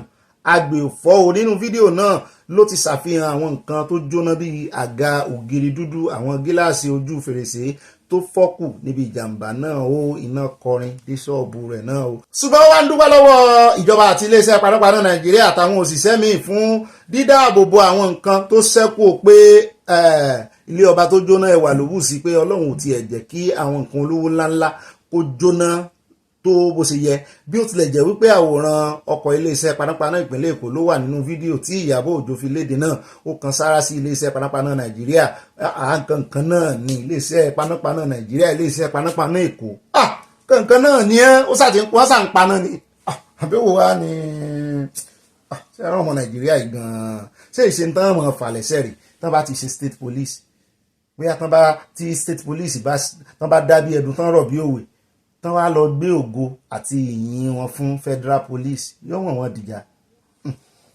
Ó ní ipa tí àwọn panápaná náà kó ó ní ipa ribiribi ní inú òun sì dùn. Bákan náà ló fi kún pé ẹ̀mí kankan ò bọ́ nínú jàǹbá náà. Ó ní ẹ má jẹ́ kán gbé ìròyìn fògànà dé ọ̀dọ̀ yín o. Bẹ́ẹ̀ náà ni kò sáláì júwe ìṣẹ̀lẹ̀ náà gẹ́gẹ́ bí àdánwò ìgbàgbọ́ rẹ̀. Ó náà fẹ́ fi dán ìgbàgbọ́ òun wò ni. Ó ní èṣù gbìyànjú láti dán ìgbàgbọ́ òun wò lónìí, àmọ́ Ọlọ́run sọ pé rárá, mo gbàgbọ́ pé pẹ̀lú Ọlọ́run mo máa padà sípò lọ́nà tó tóbi tó sì dára jù ti tẹ́lẹ̀ lọ. Àwọn ní ilé ọba tó jóná ẹ̀wà ló hù sí sùn. Má jẹ́ kí àwọn oníṣẹ̀ṣe kan gbọ́ lẹ́nu rẹ̀ pé èṣù ló jó ló gbìyànjú dé ọ̀dọ̀ rẹ̀ o, ṣéṣù ló mú sànà dání tó wà. Èèyàn oníṣẹ̀ṣe ẹni ṣẹ́ṣe o, torí gbogbo èèyàn bá máa blame kí ní bá èṣù ní àwa sì ń gbìyànjú lórí bí à ń bá yín sọ fún wọn wípé ọ̀tọ̀ lè sùn ọ̀tọ̀ ní Sátánì, ṣùgbọ́n ẹran ti yí wọnú egun ti yí wọnú ẹran. Wọ́n bá máa ṣeré àwọn olóṣèré náà èṣù ni, èṣù sì yàtọ̀ sí Sátánì. Ẹ̀yin náà wá bẹ́ẹ̀ ṣe rí pàkéjì tẹ́jẹ̀ káwọn èèyàn mọ́ tó lè kóònù ọpọlọ àwọn èèyàn sà. Gbọ́n away from that ní ọmọ rẹ̀ Priscilla ó bá ga òsì máìkì ló bá kẹ́rì jáde ló bá kó lẹ́tà tán fọwọ́ kọ. Wọ́n ní èèyàn kan ló sign ẹ̀, wọ́n láwọn aggrieved group, àwọn tínú ń bí inú Ìyábọ̀ Òjó ń bí àwọn. Wọ́n láwọn náà kọ lẹ́tà sí. Ó ní kóun tó ṣe wedding kí ìyá òun tó wá Tanzania ńgbà náà lọ́dọ̀ ọkọ rẹ̀ tán lọ ṣe ń wọ́n ní Tanzania. Ó náà ti fi lẹ́tà ìjíṣẹ́. Ó ní ìyá òun ò yẹ̀wò, ìgbà tó ṣe dé ló ṣe wá yẹ̀wò pé wọ́n dún kùkù lajà mọ́jà àwọn pé àwọn ó ṣe ní nǹkan, àwọn ò fi nǹkan ṣe, pé àwọn wá ń wò pé ṣé ìṣe lẹ́tà táwọn ò yẹ̀wò látijọ́ táwọn ò fura, ṣé ìsàrẹ̀ ẹ̀ ní ọ̀rọ̀ náà yìí. Ọmọ rẹ̀ Priscilla ló wá ń gbóhùn sókè ló ń gbé sáfẹ́fẹ́. Àwọn èèyàn náà wá ń wò pé ó ṣeé ṣe kó jẹ́ bẹ́ẹ̀ o, ó ṣeé ṣe kó jẹ́ bẹ́ẹ̀ o. Mo ní Ọlọ́run sáà ti kó yín yọ, ẹ rè mọ́ dúpẹ́, ẹ rè ṣe testimony. Ó dáa o, ẹ já kó ń bẹ̀rùn. Nígbà yẹn já wá sáré dé ọ̀dọ̀ arákùnrin kan tó ń jẹ́ Òkóńkó. Ó ní wọléwọ̀de, ó ti ṣe wọléwọ̀de pẹ̀lú Peter Obi rí nígbàtí wọ́n gbégbá àdìbò 2023. Ó ní campaign DG ẹ̀ nígbà náà nínú ẹgbẹ́ Labour, àfi bí ẹni wípé wọ́n sàásì láti bí ọdún méjì sẹ́yìn báyìí ní ti ń ta ko Obi. Gbogbo station tó bá dé ó lọ ń sọ̀rọ̀ Obi láì dáa ní, ṣùgbọ́n wọ́n jọ bí ẹni wípé ó tún ti fẹ́ máa bá Obi ṣe díẹ̀díẹ̀. Ló wá ń pàkíyèsí àwọn èèyàn sí àtòbí náà fúnra rẹ̀ wípé àwọn tó jà lólè ní 2023 pé wọ́n sì wà lórí iṣẹ́ o, pé wọ́n wà lójú iṣẹ́, pé wọ́n tún máa tún jà lólè tí ò bá ṣọ́ra ní 2027, pé àwọn náà tún máa jà lólè ara. Ṣùgbọ́n àwọn èèyàn ń bú wọn ní ayé ń ṣe èbó tiẹ̀ náà sì pọ̀, ó dọ́gbọ́n ka lọ́ọ̀ báyìí, ó náà ń ṣeré Nollywood tẹ́lẹ̀, ẹ mọ̀ dáadáa Òkóńkó, ṣùgbọ́n náà politics ní í ṣe báyìí. Ẹ bá ń tẹ̀sí ilé abẹ́rẹ́ ìjà gbọ́rọ̀ ìnú. Is it conceding to the fact that the North has a more political weight in the power game? No. Let's look at it this way. Somebody from your zone, if you listen to Olufalaye said his election was rigged. But immediately the people rigged him out. They prevailed on him that he is a fellow Yoruba person that he contested with. Why not let him leave it? We have not had a good electoral system. This election is going to be written, like I've always told you, in 2027. They have already prepared it. Yes, I've done. Do you have evidence to that? No, I told you 2023 there was technical glitch, and they have not given us the excuse to today. Technical glitch, by my own definition, is the process of suspending an election so that you can write it instead of transmitting it. And there is no assurance that you don't have in 2027. If you say so that if they write the 2027 and is a fellow Southerner that you're competing with, they will prevail on you. Please leave him. He's your fellow Southerner, and then that is how they will steal the election. So if you bring somebody from the Southeast, even if you win, they will steal it from him. Let me tell you the strategy that will make the Southeast man to be president. Do you know the Southwest has never contested election against an incumbent? Strategy. Because they know in Nigeria, if you don't have the establishment supporting you, even if you win, they will steal it from you. Olufalaye said it was stolen from him. If you ask me, I would say we won the election in 2023. It was stolen from us because we didn't have. Peter Obi won the election. That's my belief. In 2023, I believe it. But they stole it from us. Let me ask and you. if you do it again, they will steal it again from you because there is no incumbent to back you. But if you bring somebody from the north, nobody will prevail on him to leave his victory quickly. Because because he's not from the same side with you. Opportunity to clarify: the term of the president is 4 years, not 8 years.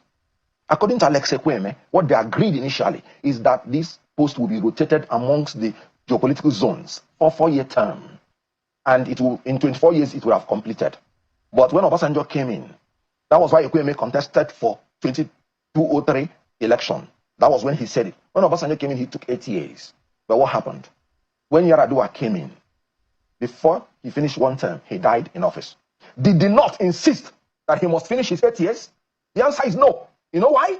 It is one term for the president, and the 8 years is for the incumbent. If the incumbent is doing well, if there is a supervening event that stops an incumbent halfway, the other half is there for every Nigerian to contest. And if it goes to the other side will now spend 4 years. That was what happened between Yaradua and Goodluck Jonathan.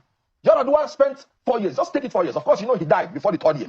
And then it was a supervening event that did not allow the incumbent to finish the 8 years. What happened? Goodluck Jonathan came. The North said, please, let us finish our 8 years. They said, no, it's a joint ticket. Something has happened. And this is the vice president. Treat it as a joint ticket. Let them divide the position now into half. 4 years for the North, 4 years to the South. And after, it will come back to the North to finish its 8 years. And that was what happened.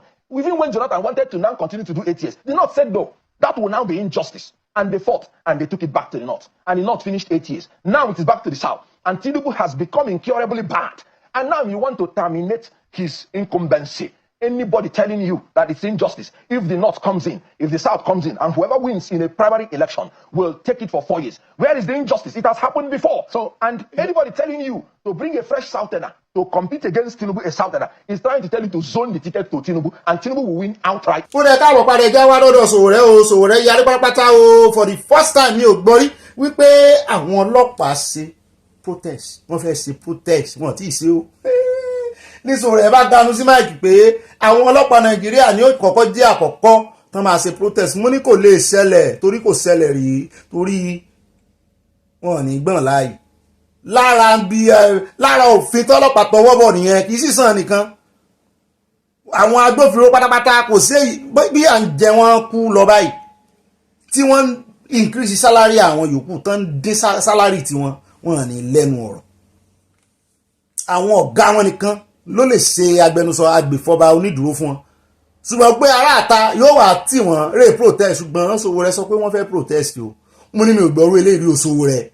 Ọlọ́pàá fẹ́ protest. Mo ní kí ló dé? Ó nítorí pé iye tán san fún wọn kéré jọjọ. Mo ní ìwọ náà ló dójúlé ọ̀gá àwọn at the top ní IGP tó ní ìlẹ́gà ni. Ṣùgbọ́n lẹ́nu ọjọ́ mẹ́ta iná wọ́n tún ti yan àwọn kan Ààrẹ Tinubu tún ti extend di tẹnu àwọn kan. Wọ́n ní ọ̀gá immigration wà ń bẹ́ẹ̀, ọ̀gá custom dàpọ́n lóun náà wà ń bẹ́ẹ̀. Sowore náà bá tún yarí pé láyé òfin ìfọwọ́sí. Mo ní Sowore ṣé Sowore ó lè ṣé kò ní lè ṣe? Òun ni question tí àwọn èèyàn ń béèrè. Ó àwọn èèyàn ní àlá tí ò ní lè ṣe ẹni kí ọlọ́pàá ṣe ìwọ́de lórílẹ̀-èdè kórílẹ̀-èdè tàbí kan ṣagbátẹrù ìwọ́de ṣùgbọ́n jọ bí ẹni pé Sowore fẹ́ break record o. Ó ní eégún àwọn ọlọ́pàá ó fẹ́ jáde o, ó fẹ́ ṣe ìwọ́de, wọ́n fẹ́ ṣe protest. Ọjọ́ wo náà dá sí? Ìgbà wo náà fẹ́ bẹ̀rẹ̀? Ọ̀nà wo náà fẹ́ fi bẹ̀rẹ̀? Sowore fún ara rẹ̀ fẹ́nu ara rẹ̀ sọ̀rọ̀. Àtàwọn nǹkan míì tó sọ ẹ bá ń tẹ̀sí ilé agbára. Àròjọ Musolókun. Yes, they've arrested some policemen who mostly are group administrators of WhatsApp groups that are discussing these issues, and we're working to get them released. But the most important thing is that they are all determined to get these problems resolved, and if it's not resolved, they are also very determined to act. The mistake the police authorities are making at the highest levels is that they think this is for retired officers. No, the people that are actually agitating the most, the people who are ready to act and down tools if necessary on July 21st, followed by another group planning for August 1st, by the way. They are mostly serving policemen, and they're ready. They are very willing and ready to take the consequences. You see, most of them have said this, and I believe it, that what they are being paid now is as good as being unemployed, considering the amount of risk they take. I mean, how do you serve for 35 years, and your pension is 35,000 naira at the end of the month? What do you do with it? Buy a recharge card with it? How do you serve a country for 35 years, and your monthly salary is highest 57,000, maybe 140,000, depending on your rank, how do you survive in a country where inflation rate is at 24%, where you have to pay school fees of your children, you have to treat yourself if you are sick, and you no longer have any of those facilities and amenities and also incentives that are there to help police. There's no police clinic where you can go take treatment. Maybe there's one, maybe it's just an empty building. You don't have a police pharmacy where you can buy drugs.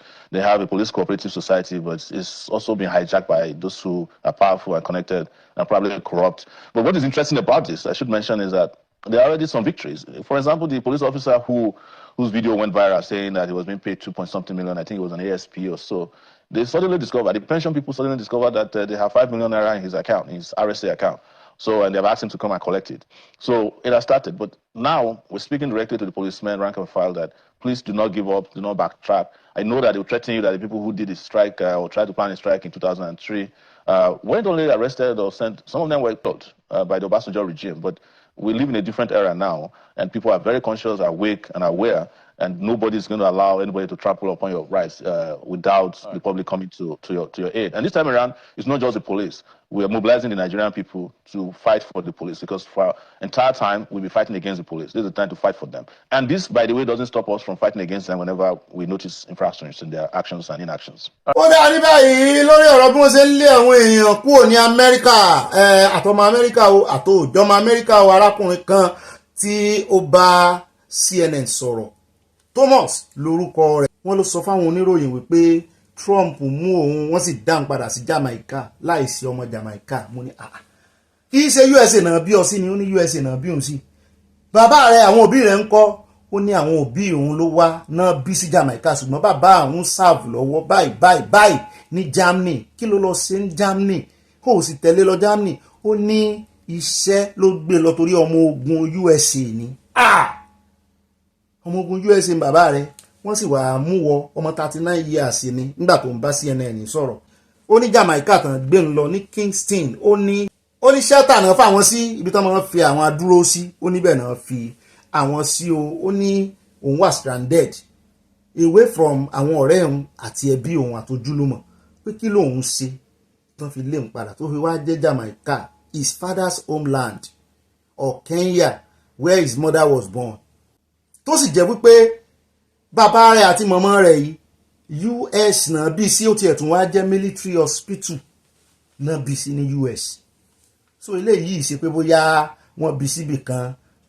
wọ́n á gbé wá US táwọn bàbá rẹ̀ àti mọ̀mọ́ rẹ̀ bí sí wọ́n sì ní bàbá rẹ̀ ń sáàfù lọ́wọ́lọ́wọ́ báyìí kẹ́ ẹ bá mọ̀ wípé nǹkan kì í ẹsẹ̀ ràgò lórí ọ̀rọ̀ Trump o ibi náà láti fún yín lọ́pdéètì kámọ́ olè jàn pọ̀ mọ́ ti Dubai nínú àkójọpọ̀ ròyìn kí nìdí tí US fi restrict Nàìjíríà wọ́n nìdí ni wípé alákọ̀ọ́kọ́ bàbá rẹ̀ náà já wá sí díẹ̀ ń bẹ́ẹ̀ bá pàdé nínú comment section wọ́n ní Nàìjíríà gan òṣùwọ̀n tí Nàìjíríà fi wọ̀n fún àwọn ọmọ US ní USA fi wọ̀n fún wọn padà wọ́n ní Nàìjíríà ò fún àwọn ọmọ US tàbí èèyàn kankan ní multiple visa rí ọdún méjì wọ́n ní láìláì wọ́n ló kéré jù oṣù mẹ́ta ní Nàìjíríà máa fún wọn mo ní ṣe lóòótọ́ wọn ní bẹ́ẹ̀ ni mo ní sáà mo máa ń gbọ́ pé àti gba visa Nàìjíríà lè wọ́n ló lè o mo sì ti róyìnbó kan náà rí tí ó fẹ́ ọmọ Yorùbá ọmọ Nàìjíríà tó ní wọn fóun visa ó rò pé bóyá òun kàn lè wá wọ́n ní visa Nàìjíríà náà lè mo ní lọ́rọ̀ kan wọ́n nítorí òṣùwọ̀n tí Nàìjíríà fi wọ̀n fún USA náà fi wá wọ̀n wọ́n ní Trump ló ti ṣèlérí yẹn pé tóun bá wọlé òun ó tún gbogbo ẹ̀ yẹ̀ wò òun ó tún revisit òun ó gbọ̀n yẹ́bẹ́yẹ́bẹ́ wọ́n ní kọjá àyùn wọ́n ní gbogbo eléyìí tó tún wá sọ́lẹ̀ wípé Nàìjíríà ò ní nọ́mbà àdánimọ̀ wọn níbi tán lè wá àwọn ọmọ wọn sí wọn ní bọ́ ṣe lè dá àwọn ọmọ wọn mọ̀ ta ló dáràn ta ní ìsọ̀dáràn wọ́n ní ìyún náà tún wà lára ẹ̀ wọ́n ní iye ọmọ Nàìjíríà tó sì wà lókè òkun tán náà wọ́n ti fún visa ìmí multiple visa tó sì jẹ́ wípé wọ́n ti kọ́nù wípé ó dá ọnù multiple visa táì fáwọn èèyàn àwọn kàn fẹ́ lọ sọ lórí ọ̀sẹ̀ méjì ni o tán sì rà mọ́ USA tán padà wọ́n ní dealing tí wọ́n sì gbégbèsè yìí àtàwọn nǹkan míì wọ́n ní nídìí èyí wọ́n ní gbogbo ẹni tó bá ti fẹ́ gba visiting wọ́n ní ó pọ̀ jù 3 months ní kó mọ́ retí o mo ní wàhálà dé níbi tí wọ́n ti sọ pé àwọn èèyàn wọ́n ń tò fún kíní ní embassy wọ́n ń tò fún date of appointment. Mo gbọ́ wípé date of appointment ti wọ 2027 ṣùgbọ́n wọ́n ní wọ́n sọ categorically wípé wọ́n fẹ́ fi dín iye àwọn tó ń wọ USA kù ni. Nígbà tó bá fún ọ ní oṣù mẹ́ta tó fi rí oṣù mẹ́sàn-án sọ́dún kan tó fi dúró kan tó pè ọ́ fún interview tán sá fún ọ lóṣù mẹ́ta bóyá wọ́n wà mọ́ fún ọmọ Nàìjíríà dáadáa ní ìsìn àmọ́ o lẹ́yìn ìgbà tán wá fún ọ fún lóṣù mẹ́ta ó lò ó láògbà June July August ó ti jó tán by August náà ó tún padà rèé tó ó tún mú bí oṣù mélòó kan kó tó rà appointment ó tún náwó náà wọ́n fẹ́ discourage àwọn èèyàn. Ó dáa o ẹja kó ń bẹ wọ́n sá ti dá ọmọ yìí padà sí kíní tiẹ̀ o wọ́n ti dá padà sí orí ìrùn bàbá rẹ̀ wọ́n ní kó lọlé wọ́n ní odò tó bá dàbí orísun rẹ̀ yóò gbẹ pé kórè yẹ ilé bàbá rẹ̀ wò. Ó dáa o ilé táwọn ọmọ fi káàdé ńlẹ̀ nínú abala ti sáná wọlé ìtòní ìròyìn sáná wọlé ìtòní gan fẹ́ẹ̀ pọ̀ ju kíní lọ. ẹjẹ́ àdọ́dọ̀ àǹtí Ìrètí King bẹ́ẹ̀ níbi títí ń yarí ó yarí pátápátá mọ́ Wike lọ́wọ́ ni o lọ́tẹ̀ yìí òun náà fún ọ mú ó ní tí Wike bá lọ ilé ìròyìn ó lóun náà gba ilé ìwé ìròyìn lọ. ó ní tí Wike bá lọ sí orí ẹ̀rọ ayélujára òun náà ó lọ sí orí ẹ̀rọ ayélujára òun kúnnu tẹ́lẹ̀ ni wọ́n sì ní ń bá dákẹ́ tààrà ẹ̀ yóò bá dákẹ́ wípé ẹnu ẹni la fi kọ méje pé òun ti ṣetán láti lo ẹnu òun ló ti léètì fún yín àǹtí. opportunity kan ṣoṣo tó yẹ kẹ́ ẹ lò ń gbà náà ní ti Natasha tẹ́ ń pè lọ́mọ yín tẹ́ ẹ ní mọ́dà ní sì ṣe mọ́dà sí Natasha àwọn èèyàn ò fojú yín gbolẹ̀. gbogbo àwọn èèyàn ló ń sọ mi ò tí ì rí èèyàn nínú gbogbo kọ́mẹ̀ntì mo ti bá pàdé tó sọ wípé àǹtí Ìrètí ẹ sì mọ̀ pé bọ́rọ̀ bá ti dọ̀rọ̀ Wike ẹni tó bá ti ń bá Wike fà àwọn èèyàn máa ń gbèsè ẹni yẹn lẹ́yìn wọn gbèsè àǹtí Ìrètí wọ́n ní kí Wike fojú ẹ̀ gbolẹ̀ àwọn kìlọ̀ fún ọ tó wọ́n ní kí Wike fojú àǹtí Ìrètí gbolẹ̀ mo ní tẹ́lẹ̀ nǹkan Wike ti promise ẹ̀ pé kò ní wọn yóò padà láti wá gba constituency Àbújá póun ò ní wọn ó ṣiṣẹ́ lòdì sí ó ṣẹ̀ wá ń pariwo ní ìsìn ẹ bá ń tẹ díẹ̀ sí amúdíẹ̀ wá fún yín lánàá ṣùgbọ́n èmi tó tún sọ ẹ bá ń tẹ sí bá a bá padà dé káwá handover fáàyà káàyà gbé wa débẹ̀. Being a successful minister isn't just about infrastructure. Dead people, look at the insecurity. A few days ago, a patient was discharged from Cedar Crest, the hospital. On his way back, going home, he was hacked to death. Dead people do not use roads. The minister, it is unsafe. It is not just. You think the FCT is unsafe? Yes. Go out at 10 o'clock at night and see how many cars you see on the road. Everybody's run indoors. The FCT is unsafe. I have lived here since 1988. The FCT is unsafe. Because this is where the president is, because this is where the National Assembly is, this is the nation's capital. It cannot be on the level of, oh, there's pockets of insecurity here and there. There was once I could get up and go to Gwagwalada at midnight. If I tried it now, even with my armed guards, I may be lucky to get back alive. So don't tell me, ask the average man on the streets how secure he feels. My cook, a few days ago, he doesn't live far, he lives just down the road from me. They took his phones in. Anytime my children go out, I cannot sleep. So that is us. We are the elites. We have armed guards, we have police, we have everything. If you walk around, as I do sometimes, walk around the neighborhood, Maitama, all those places, almost every other gate has armed policemen. So where are the police to now guard the rest of the country and the rest of you? So at the end of the day, it is unsafe. The minister has to be more receptive to the needs of the people. Then he will know where the lapses are. So at what point I have reached out to him so many times. Recently, I was pushed, so I called the minister directly. And lately, I've taken to writing some letters to him. I must say he doesn't even respond to them. Okay? Now, I've never written the minister and I got a response from him. So recently, I called him. I said, this. I didn't even say you. I said, FCDA people are about to do X, Y, and Z. I'm telling you, they must not do that. For this reason.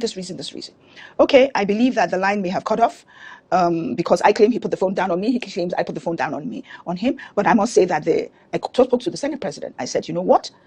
I have tried my best to get along with the minister. As long as the minister treats me and everybody in the FCT with disregard, contempt, and levity, we're not going to make any progress. Is it politics?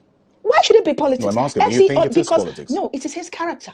I'm sorry, if you look at the FCT, lots of ministers and senators do not come from the same party because FCT has always been renegade and they vote how they want, regardless of what what party is in the center or how the people have voted in the center. Do you understand? So, but every minister comes recognizing the fact that this person was elected by the people that I'm supposed to administer on behalf of the president. Do you understand? And defer to the things he wants. I remember the last minister gave certain concessions to the last senator. We, all the APC people, we marched up to him in arms. That, oh, why? He's opposition, he's this. He said, no. He's the senator representing this place. He's the person you, the people of FCT, have voted for. And therefore, what he says and what he wants and what he says should be carries weight with me. Case closed. Ó dá o ní báyìí ẹja wa lọ tààràtàrà sínú abala ẹ̀yin olólùfẹ́ wa abala comment section àyà ọ̀pọ̀ sunkan o sunsun láàyè gbà sunsun sá láàyè ó yá sún wa síwájú. Mo máa tún kí ẹ̀yin olólùfẹ́ káàbọ̀ sínú abala ẹ̀yin olólùfẹ́ wa o ẹ jáde ọ̀dọ̀ mọ́ mi Abọ́láńlé Ògúndọ́lá wọ́n ní ẹ̀lú bí ibà kárìnkápọ̀ yẹni o. There was something I learned from my father-in-law during his lifetime, that there is no permanent friend and enemy in politics. Bẹ́ẹ̀ni, let's leave Muhammadu and Wike alone. My focus is on Yoruba nation.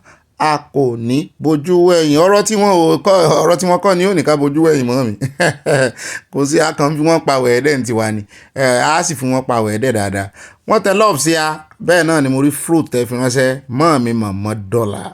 Àtìmẹ́gọ́lá wọn ní ibà gbé wa débẹ̀ ibà a fi wọ́n pa wẹ̀ẹ́dẹ́ wọ́n bú sẹ́ni ibà Songito ibà Yorùbá nation káfàtà I can't afford to miss my daily dose ó ti di daily dose fún of this vitamin news wọ́n tẹ lọ́ọ̀ sí àrẹpẹtẹ ẹ gbọ́ ṣé news yìí tún ti di vitamin fẹ́yìn náà ṣé vitamin sì bá yín lára mu yóò mọ̀ bá yín lára mu kò ní gbòdì lára yín ṣe rí Ọlọ́run ní agbára. Bẹ́ẹ̀ náà ni mọ́ mi Nix Elegance ẹkújọ́ mẹ́ta wọ́n ní ó bọ́ bí mi irọ́ pọ́nbélé ni ambassadọ̀ yípa o ìjẹkújẹ ọmọ Nàìjíríà ló pọ̀ táwọn tó wà ní external affairs ṣe ń fi ìyà jẹ Nàìjíríà lórí passport. Ǹjẹ́ ọmọ iye rìbá tí àwọn ọmọ Nàìjíríà ń san láti wáṣẹ́ sí external affairs tí kò bá lọ́wọ́ nínú àbí tí kò bá lówó nínú kí ló dé tí wọ́n ń fi owó ńlá wáṣẹ́ síbẹ̀?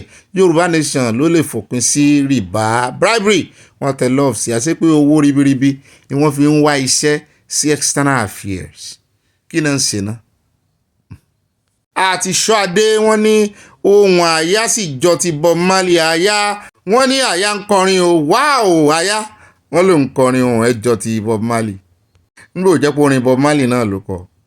Àfikayọ̀ Victor báàmì náà bí ẹni bọ́bí ibà oníwò ẹkú ètò Ọlọ́run nítò kí ni Olúwo tún ṣe fún bàbá tí ó túwèé kan iṣẹ́ wọn Olúwo ní ìlú òyìnbó Yorùbá ronú ìlú lé o kò sówó lóde ọkùnrin ń kígbe obìnrin ń kígbe kálukú ló ń kígbe owó ìlú lé o kò sówó lóde àwọn ọmọ Nàìjíríà nílò lè máwọn o wọ́n láwọn ń gbádùn o. Mo rí love tẹ́ fi ránṣẹ́ o àti nǹkan panu o.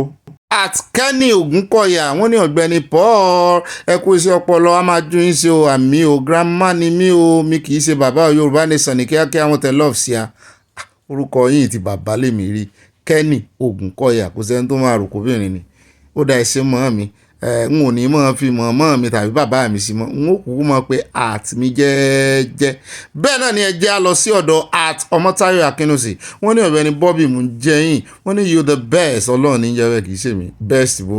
ṣùgbọ́n mo mọ̀ pé ẹ̀ ń pọ́n mi lé ni mo dúpẹ́ fún àpọ́nlé tẹ́ fún mi mo wá package ẹ̀ mo darí ẹ̀ sọ́dọ̀ Ọlọ́run nìkan ni best. Wọ́n ní ayé ò ní gbóhùn lẹ́nu yín o àmì o à ń gbádùn ètò yín o bẹ́ẹ̀ ni à ń gbádùn yín èmi náà ń gbádùn yín etí tẹ́ fi wá ń gbóhùn mi kò ní di láṣẹ Ọlọ́run. Mo ti dé ọ̀dọ̀ at comfort Famurewa wọ́n ní Ọ̀gbẹ́ni Bobby the reggae man very impressive Olúwo is on the brink of destiny just let him be he is fulfilling his purpose on earth kó mọ̀ fi dà wá láàmú ni kó dá fulfill the purpose here.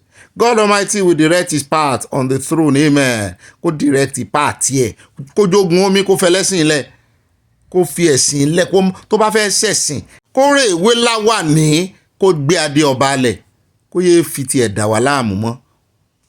At Josephine Aláwìyé wọ́n ní ó bí ànáyà mi ọ̀wọ́n ẹ̀yin náà yóò tó ọjọ́ pẹ̀lú ayọ̀ ìtẹ̀síwájú àlàáfíà tó dájú àmì mo dúpẹ́ fún ọjọ́ ìbí ọmọ mi àkọ́bí mi lónìí Mojísọ́lá Aláwìyé Sanderson many happy years ahead with good health. Praise God. Ijó ọmọ ni mo fò wúrọ̀ mi jó abiyamọ fẹ̀yìn. Wọ́n ní ká bá wọn yọ̀ ẹ bá mọ̀mọ́ mi yọ̀.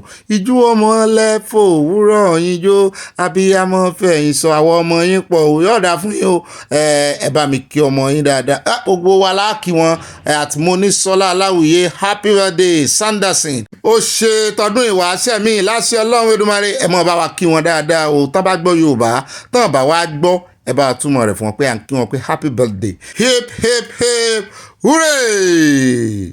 At Amazing Grace, wonder why are some people extremely greedy? I don't believe it is poverty that makes people behave in this manner. It is sheer greed and wickedness. We pray God's super protection for the challenger. She must not disappear. Oh, Mama Soja Agba láti Canada. Wọ́n tẹ lọ́ọ̀ sí àti nǹkan panu o. Ẹsẹ̀ mọ́ mi yọ̀ọ̀dà fún sójà kékeré náà kí yín o.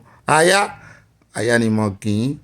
At Táyé Bákàrè wọ́n ní Ọ̀gbẹ́ni Bobby ẹ kú ètò Ọlọ́run ní mọ̀ ń tò wọ́n ní Olúwa máa fún yín ṣe o àti kúrò ní ẹgbẹ́ fún mi ṣe ó ń bá wa ṣe ni bẹ́ẹ̀ náà ni wọ́n ní I'm immensely proud of what you are sending out for us wọ́n tẹ love sí àti nǹkan panu wọ́n ní orí àwọn ń wú sí yóò dáa fún yín mo ní wá yín tí o I'm proud of you too God bless you sir ma. Mọ́ọ̀mí Mọ̀dínà Solomon wọ́n ní Packers wọ́n bú sẹ́rìn ayọ̀ yín ò ní dìbànújẹ́ o.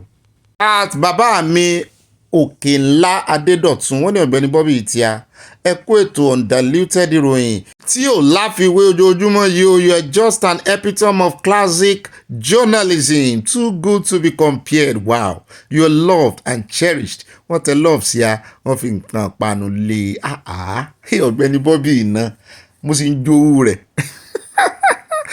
àmọ́ jowó ara rẹ̀ mo jowó ara mi. Bẹ́ẹ̀ náà ni at Olúwọlé Bákàrè mẹ́mbà ni wọ́n ní Ọ̀gbẹ́ni Bobby ọ̀rọ̀ burúkú. Iṣẹ́ lórí alábàáhùn o èmi ò gbọ́ nǹkan rere kan tí Olúwo ṣe rí àfi kí ó máa dójú ti àwọn ọmọ Ìwó ọmọ Yorùbá àti ọba ilẹ̀ Yorùbá keep it up Ìbà Kasongo yeye Gabatinanga we are enjoying the type of Igbo song that you are Olúwọlé from Dallas, Texas. Mo fẹ́ pè yín lólúwo nù. At Ọmọ́táyọ̀ Akínúsì wọ́n ní Ọ̀gbẹ́ni Bobby Lagos State gan ò san pension àti owó oṣù àwọn olùkọ́ láti bí ọdún kan mọ́ kí ló dé gbogbo wọn pariwo pé wọ́n san subsidy fáwọn àwọn tí ń fi subsidy ṣe bẹ̀bẹ̀ báwo ni wọ́n ṣe ń ṣe ìka irú èyí ṣé wọ́n fẹ́ kí ebi pa wọ́n kú ni really ìka ní gbogbo àwọn ọ̀jẹ̀lú Nàìjíríà mo rò pé Sanwó-Olú ń rejoice inú ẹ̀ ń dùn ní last year nìyẹn last year wípé òun settle gbogbo àwọn pensioner tó bá jẹ́ bẹ́ẹ̀ ni a níní lára ni àwọn ará bí o. At Oríọlá Reese bá mi dáadáa wọ́n ní ibà confam ẹ̀ mo second motion ayé tí wọ́n ń jẹ ní ìlú Nàìjíríà torí àwa tí a lọ síbẹ̀ láti òkèèrè mọ iye tí a mú dání ṣùgbọ́n àwọn tí Nàìjíríà mọ bí wọ́n ṣe ń fi wèrè pọ́ọ̀tù rẹ̀ wọn ò jí sòrò rárá o. Oríọlá Reese from Dallas, Texas ẹ̀yin náà second motion pé wọ́n ń jayé Nàìjíríà bí ọ̀dà kan mọ̀ jẹ́ lọ bẹ́ẹ̀ náà ayé pọ́ngilá bẹ́ẹ̀ náà ni mọ́ọ̀mí Mọ̀dínà Solomon àtúnpàdé bí wọ́n ní olóṣèlú lẹ́fí ń ṣeré bí ọmọ ejò yìí pàṣán tá a fi na ìyáálé wọ́n ló wà lókè ó wà lájà fún ìyàwó ríran wò. mọ́ọ̀mí Riscott Adigun wọ́n ní oh my God 10 what ọkùnrin ẹgbẹ́ yín ṣé ọkọ àwọn obìnrin àti bàbá àwọn ọmọ kan lẹ́yìn báyìí àwọn akúrẹ̀tẹ̀ alákúnjẹ alájẹbánu wọ́n ń ta ọ̀la àwọn ọmọ wọn fún olóṣèlú àwọn ọmọ yín wọ́n á tún lọ tò síwájú àwọn ọmọ tiwọn. OBO love you bami salam wọ́n tẹ lọ́ọ̀ sí mo rọ́gẹ̀dẹ̀ mo rí tangarin. Mọ́ọ̀mí Tina Parker wọ́n ní in most of his interviews Dele Momodu is always mentioning about his house or houses in Lagos Island, London and Ghana, and yet he can't afford $30,000. He wants to become the president of Nigeria with his mentality. He will never want to see Yoruba nation. Bobby, interesting news indeed. Thanks. Wọ́n tẹ love alárànbarà sí mi. Bẹ́ẹ̀ náà ni wọ́n fi flower mi lé mẹ́rin náà ni. I love the kiss. You make kiss your bride. You make èmi ti sọ́dọ̀rin. Mọ́ọ̀mí Mary Odúlúyì wọ́n ní ó bí tèmi nìkan mọ́ọ̀mí tèmi nìkan mo kí yín kú ètò ọlọ́mọ ìlú yìí Ọlọ́run ní tó sí ẹ tún rí àwọn wèrè olóṣèlú yìí tó kó owó ìlú lọ sí chọ́ọ̀chì fún ìdúpẹ́ àbẹ́ẹ̀rí. Mo kí bàbá wa Olúbàdàn Tóbi Ọládọjà ẹ kú oríire ìgbà yín á pẹ́ o àmì o. Yorùbá Nation Ogun àwọn tẹlọ́ọ̀sì àti nǹkan panu ire o. Àtibá mi Báyọ̀ Akíngbàlà wọ́n ní Ọ̀gbẹ́ni Bobby mi tó pàtàkì cheers ẹ kú ètò ìlú o ẹ máa gbọ́ ọ̀rọ̀ burúkú lẹ́nu ẹyẹ Soludo. He was trying to show loyalty to the Fulanis. Peradventure he may be considered for 2027 VP ticket with Atiku. Babaladoja, welcome to the pillars. Yorùbá Nation is very close. Wọ́n tẹ lọ́ọ̀fù sí àti nǹkan pàánù ire o. Ṣé àwọn káwọn kan believe Soludo ìgbà tí ń sọ lánàá bó ló ṣe máa ní 99.99 ni àwọn Ìgbò nìkan ló ń táwọn tádẹ̀ ń wọ ìlú mi ẹ̀bọ̀n yìí nísìn wọ́n pa àwọn èèyàn wọ́n dẹ̀ ní wọ́n trace wọn dọ́dọ̀ Fúlàní. Ṣé ráwọn olóṣèlú yìí ẹgbẹ́ burúkú ni ẹgbẹ́ ọ̀dájú tán wọ̀ o.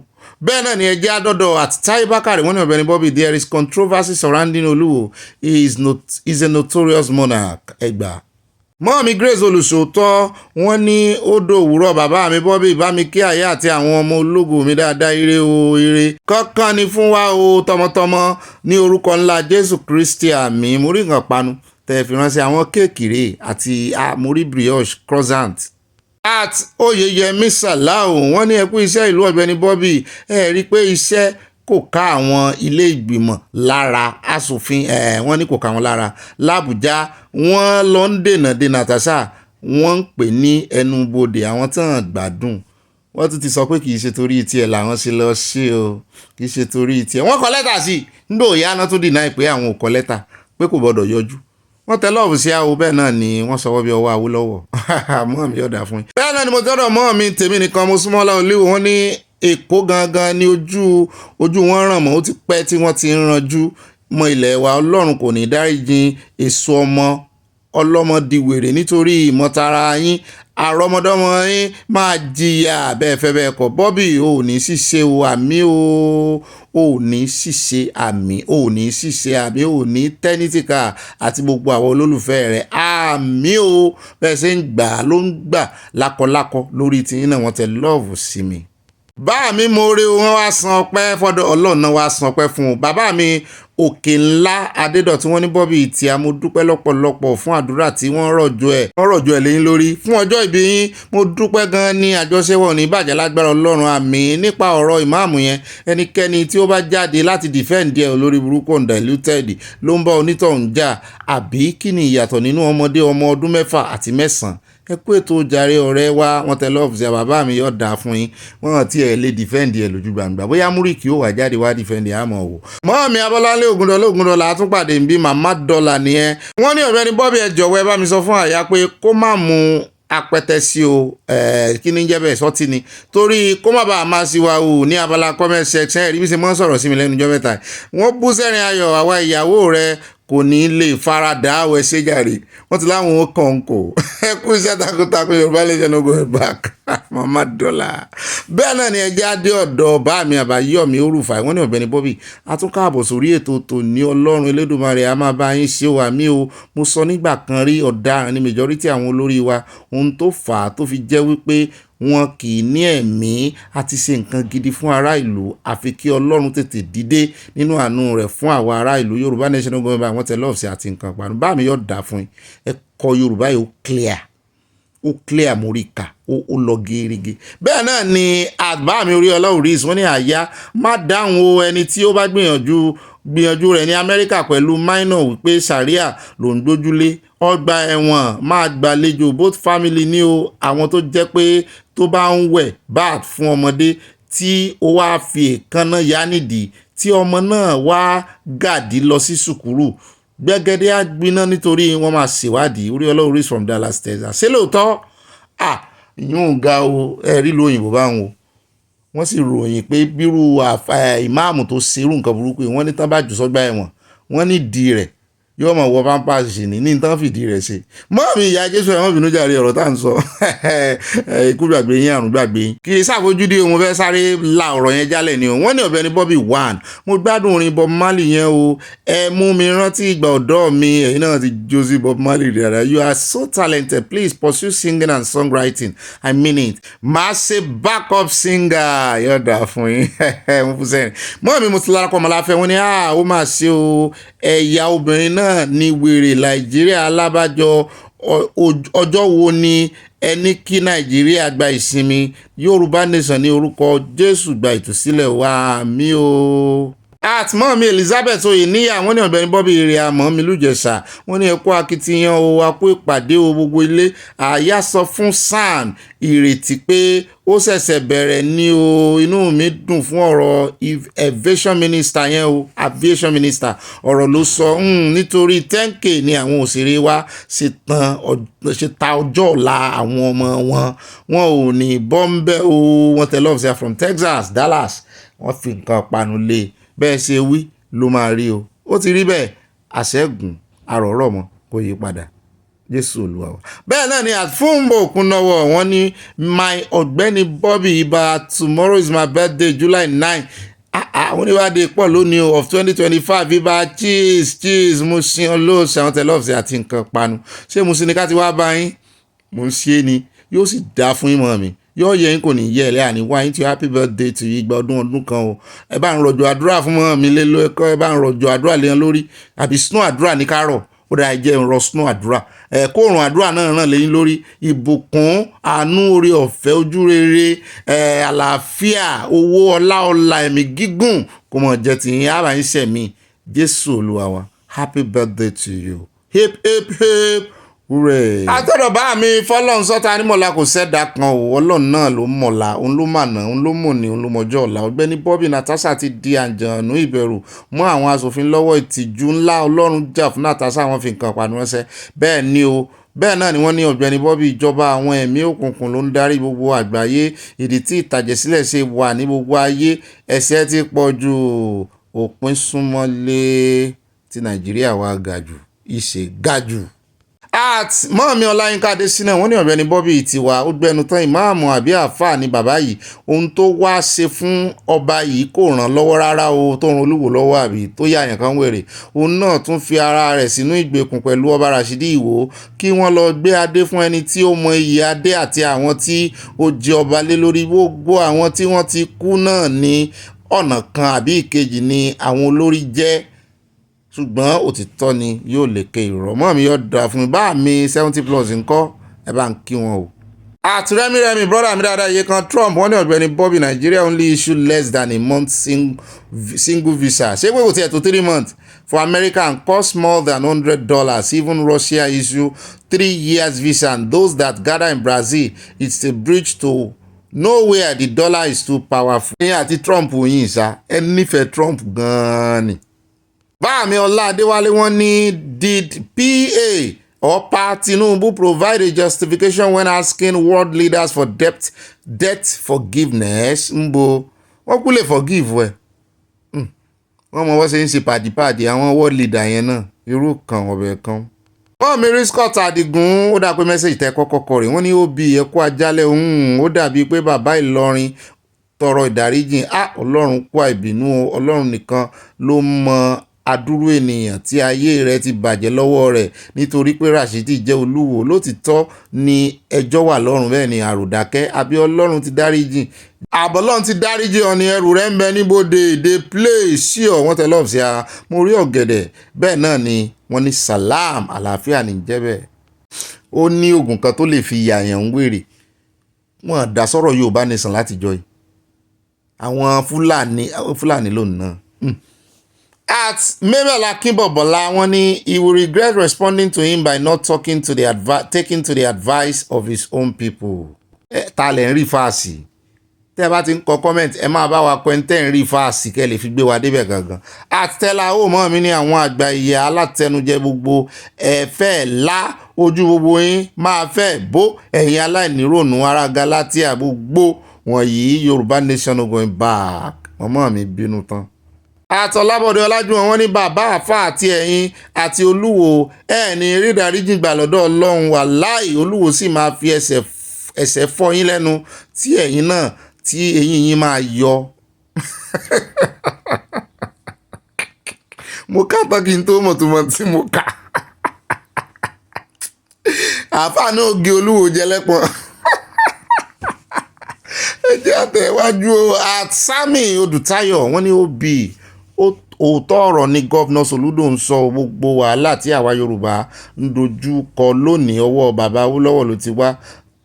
Soludo ò sọ̀rọ̀ ń pa bàbá Awólọ́wọ̀ nítorí bàbá Awólọ́wọ̀ ló kó gbogbo wa pọ̀ tí ìbá jẹ́ wípé tó bá jẹ́ wípé wọ́n ṣèǹjì owó Nàìjíríà nígbà ogun Biafra ni Ìgbò ìbá ti ya pàtìpẹ́ tó bá jẹ́ pé wọ́n ṣèǹjì owó Nàìjíríà ń gbà yẹn Nàìjíríà dá ń gbà náà bàbá Awólọ́wọ̀ tá à ń sọ yìí wọ́n bá wo ibi tán ń da inú àkìtàn orí àkìtàn oúnjẹ gidi lẹ́ẹ̀bà bẹ́ẹ̀ ń gbà náà ṣé bàbá mọ̀ pé bí ó ṣe rí rèé ebá wa tá a sì ti rí bó ṣe rí ebó ńlá ń béèrè ìsìta ní kọjá kanjá lọ yìí táwọn kan tún ní rárá.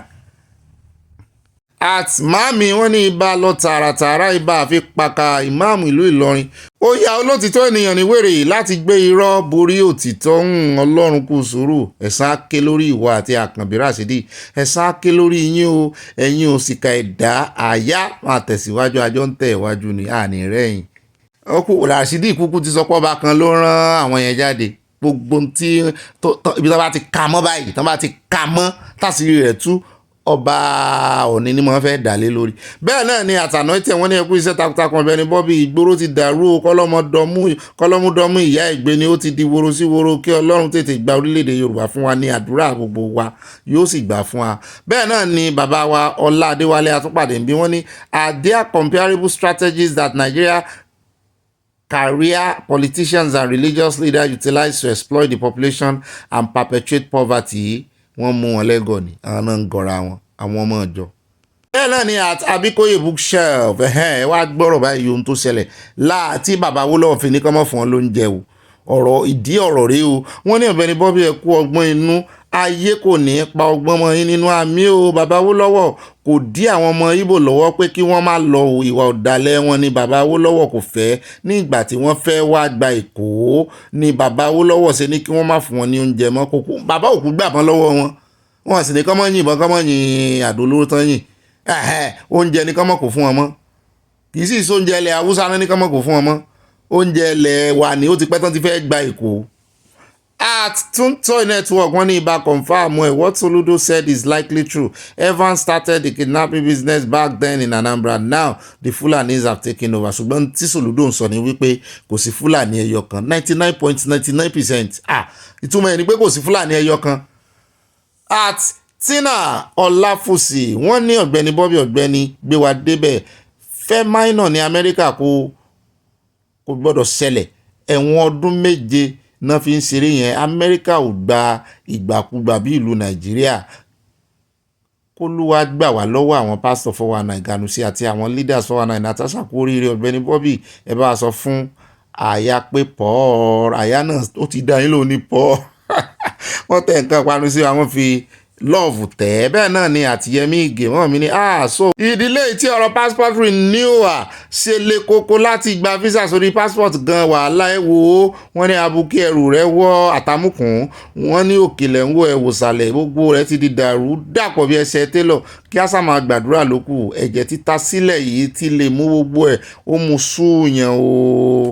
ó dá àwọn ẹ̀ka àbọ̀ padà wà àyà ṣe dáadáa ni ìwọ náà ra nǹkan pa tá ń ra kíní fún ọ̀nù mọ́tò tá ń ra kíní fún àyà milkshake ẹ̀yin lẹ́ra fún tèmídà ọ̀dà o ẹ jókòó dáadáa ẹ jókòó déédéé ẹ wá nǹkan panu bẹ́ẹ̀ náà ni kẹ́ ẹ wá nǹkan olómi tútù tí tẹ́ẹ̀mọ̀ fi sọ̀rọ̀ àjíjà lẹ́gbẹ̀ẹ́ kan kéèmù àmọ́ gbé yín débẹ̀ bẹ́ẹ̀ náà ni ọwọ́ kejì bọ́wọ́ bá dilẹ̀ mọ́ bá fi pín sí àwọn olólùfẹ́ gbogbo àwọn tẹ́ ẹ bá fẹ́ kán mọ́ gbọ́ ìròyìn òdodo kán kó ń dirọ́ ẹ bá wa tí wọ́n wá ẹ taari wọn wá síbí ẹ darí wọn wá kájọ mọ kọ́mọ lùbọ́ torí èèyàn làwa ń wá o àwọn ò wá èrò ẹ bá pín bó bá dénú ìmọ̀ràn iná sí kókó fàyà láti rí nílò ẹ jókòó déédéé ẹ jókòó dáadáa o kéèmù àwọn ọmọ ẹgbẹ́ ilé ẹ̀ gbogbo tá a ti mẹ́nu bà alákọ̀ọ́kọ́ ń bẹ̀ ẹ já bẹ̀rẹ̀ látòrí sáwọn oní coalition ní ká fi bẹ̀rẹ̀ ẹ já bẹ̀rẹ̀ látòrí àwọn oní coalition studio là ń lọ ẹ já bẹ̀rẹ̀ lórí SGF Babacha níbi tó ti ganu sí máìkì làwọn èèyàn bá bẹ̀rẹ̀ sí ní bú pé ọ̀rọ̀ tẹ́ sọ yìí ọ̀rọ̀ àbùkù ní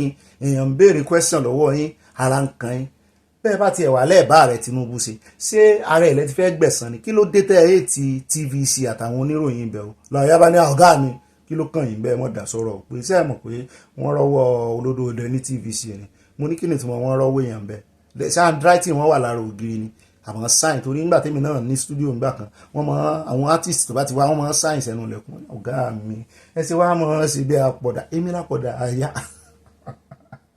ó ló jábọ́ lẹ́nu òun ni kí wá lóde tí Babacha tó ń sọ fún oníròyìn lórí broadcast lórí program ṣé live program tiẹ̀ ni tó ní kò gbẹ́nu ẹ̀dákẹ́ kó má bá ń sọ mọ̀nàmọ́ná pé ọ̀rọ̀ òsì ló ń bá ń sọ lẹ́nu ó sì bínú tayọ program tó fẹ́ ṣe tayọ béèrè tán bí ìyẹn wá fọgbọ́n sí mọ́ wọn láìkí bọ̀bọ̀ náà wọn ò gà sí ní ìsìn ẹ̀rì ká tó wá tẹ wo àwọn ọ̀rọ̀ ẹ̀ níbi tó ti sọ wípé muslim ticket táàrẹ Tinubu ń tán ṣe kò tẹ́hùn lọ́rùn mo ní àṣẹ Christian ní Babacha ni Haúsá ni Ọ̀gbẹ́ni àyà ní ṣe gbogbo Haúsá wa ni muslim ni mo ní ṣe dáì ló ṣe wà mọ̀ pé muslim ticket ṣe bínú APC ló náà wà ṣe bí àti coalition dé ló náà join coalition odidi ẹni tó ti jẹ́ secretary to the government of the federation rí ààyè tí àkúmẹ́wàá ní ìsìn òun ló wà nígbà kan gbogbo yín ṣe wá rí báyìí gbogbo àwọn èèyàn Buhari wọ́n ti padà lẹ́yìn olódòdẹ o wọ́n sì ń jó yí olódòdẹ wípé àwọn làwọn ó dúró gẹ́gẹ́ bí òmìrán táwọn ò ní yóò ráyè kọjá àwọn náà inú wọn ń dùn wọ́n rò pé yóò yìí sì fáwọn bẹ́ẹ̀ náà ń kú bẹ́ǹtì àwọn èèyàn wọ́n ti já mọ́ wọn láwọn ò ní ìgbà kan rí igi ìdìbò Ọ̀gbẹ́ni ìsọ̀rọ̀ gan-an ó pọ̀ ṣùgbọ́n àwọn èèyàn ní ọ̀rọ̀ rẹ̀ ti léèdì àti pé ẹni tó lọ sọ̀rọ̀ sí yẹn pé kì í ṣe ẹni tó yẹ kó lọ vẹ́ǹtì áńgà ẹ̀ sí nìyẹn ibẹ̀ náà ló tún ti wá ń sọ ó ní kò sí tó kàn kò tún nǹkan lára àwọn kò sí nǹkan kan tẹ́ fóun ṣe ibẹ̀ náà ló tún ti wá sọ ó ní ìjọba Nàìjíríà lábẹ́ INEC ó ní ẹ̀mọ́ retí wípé ó láwọn gan ò retí wípé wọ́n máa rẹ́gísítà àwọn ẹgbẹ́ tuntun ẹgbẹ́ òṣèlú tuntun ó nítorí ẹ̀ làwọn sì ń dá ọgbọ́n làwọn ń dá bí ọgbọ́n táwọn wá plan B kiri onínú ń bí àwọn èèyàn ẹ bá ń tẹ́sí ilé agbára ẹ̀jẹ̀ àgbọ̀ díẹ̀ nínú ọ̀rọ̀ bàbá kọ́kọ́ bá ń tẹ ibi tó ti sọ̀rọ̀ kò bá kúngbè sí oníròyìn yẹn. One of the most vocal voices in the group is our guest tonight. He was once one of President Tinubu's most trusted allies. Now he's one of the sharpest critics of the current APC government and has just officially dumped the party he helped to build. Joining me live from our Abuja studio is the former Secretary to the Government of the Federation, Babacha Lawal. Mr. Lawal, thanks for joining us on the program. Thank you, Mr. Emi. Thank you. Good evening. Good evening. Let's go beyond the headlines. You made your resignation official on 29th of June. But many would say you left in spirit a long time ago. What finally triggered your exit that is now coming some 2 years post-2023? Well, Mr. Emi, we are in a democracy. Even if you are in a one political party, you can choose to support a better candidate in another political party. That's my understanding of it. You can vote for him. I'm learning a template from APC. We all learn from APC this template of remaining in one party and working for another. This is a script that APC developed, which Wike has enhanced it and grew it beyond imagination. So I'm not one in this. We are many in this. Wike is our leader in this kind of politics. So. mo kọ́kọ́ fi léèdá mi tútù wájú ní o kẹ́ lè gbọ́ ánsà tó fún arákùnrin yìí wípé àwọn lè wà nú ẹgbẹ́ APC kan mọ́ bá PDP ṣiṣẹ́ ṣé bí Wike ṣe bí ọmọ ẹgbẹ́ PDP ni ó sì ń bá ààrẹ tó wà nú ẹgbẹ́ APC ṣiṣẹ́ já wá lọ bí tí ó ti ní kí arákùnrin ìgbẹ́nu ẹ̀ sàn kí nìyún bí tó fi sọ bẹ́ẹ̀. Mr. Lawal, but it is the same electoral process in 2019 and 2023. I mean, the same administration you served on there. So I didn't see quite much difference Give me a break, my friend. Look, between what happened then and now. Break. How can you say Buhari's government, the electoral processes are the same with Bola Tinubu's government? What is your problem? Give me a break. No. For once. Try to be truthful in what you say. I mean, I would take get out because I've invited you to my house. But I'm just trying to have an intellectual conversation with you, Mr. Lawal. And I don't want to rally up, okay? The way you put it. I am not going to rally up. Let us take a short break, and then when we return, we'll reboot this and start all over again. Stay with us, everyone. Now, the comment came as Oguntoye attempted to interject with a follow-up question, prompting Lawal's unfiltered response. The anchor, clearly taken aback, attempted to maintain composure as the conversation continued. The incident quickly gained traction on social media, with viewers expressing mixed reaction. Some criticizing Lawal's tone, others defending him as being provoked. Well, let's see what you all had to say about this. Check it out. Raji says he wanted to provoke your anger and make you look rude, disrespectful to Nigerians, but the Omoluabi in you is stronger than... ó náà lẹ ti gbọ́ yẹn o bó ṣe bójú ọmọ TVC jẹ́ àwọn ọmọ Nàìjíríà ti dá sí àwọn oníròyìn mi náà dá sí àdé Arise TV náà Dr. Abati náà dá sí pé kò lè bá kọ̀lẹ́gì àwọn sọ̀rọ̀ báwọn bó ti yẹ pé kì í ṣe ilé iṣẹ́ kan náà wà ṣùgbọ́n journalist ní journalist ǹjẹ́ aya gan bínú sí bàbá yìí bẹ́ẹ̀ náà ni ó sọ̀rọ̀ kan náà òun náà toró ó tún gbéra rẹ̀ lọ sí Arise TV àkọ́kọ́ mọ́rọ̀ tó sọ wá ká tó wá gbọ́n tí Dr. Abati fi dá lóhùn. I'm not aware of opposition parties that formed a coalition and failed. The last I know about it, the coalition we formed was APC, and it won the election with a landslide.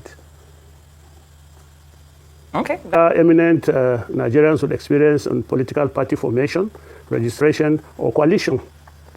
So both committees did an extensive due diligence on all the registered political parties in Nigeria and shortlisted which ones we could pursue further for the coalition.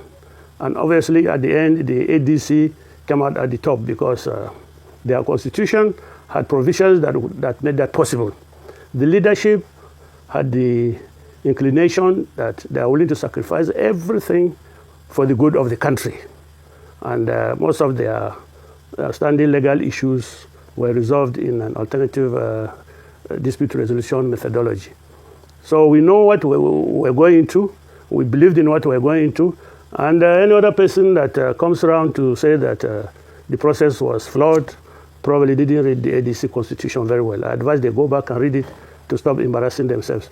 Of course, given the type of leadership in the coalition, we're also aware that this government will try to sabotage it in the manner they have done others in the past and in the manner they are doing others.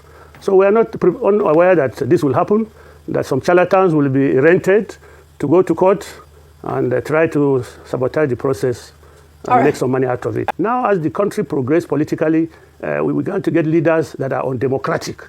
We began to get leaders that have as a hobby the practice of sabotaging opposition political parties. This was not in place in 2004, 2005. Now we have parties that have been scattered. We are aware that the Labour Party has been purchased by the government. PDP has been purchased by the government and has scattered it to our own great advantage, I must say. Now, in the times we operate, we have a government that we believe might not allow the registration of new political parties. If they are sabotaging existing ones, how will they now go and allow the registration of new ones with the type of caliber of people that are trying to register a new political party? This is the fact. This is the time we live in. This is the climate we live in. So we had two options. Register a new political party. We had a committee too that was looking into that, or getting into an existing political party. We weighed the pros and cons. We weighed the possibility of success of either. And we decided that the wisdom to enter an existing political party poses less risk than registering a new one. Because we are aware that there are some groups that have submitted their application for more than 2 years now, and all they got is an acknowledgement letter from INEC. So on our own part, we don't have the time to wait for until after the election before we have a certificate of registration. This government will not allow it. We don't deceive ourselves. Don't deceive yourself too.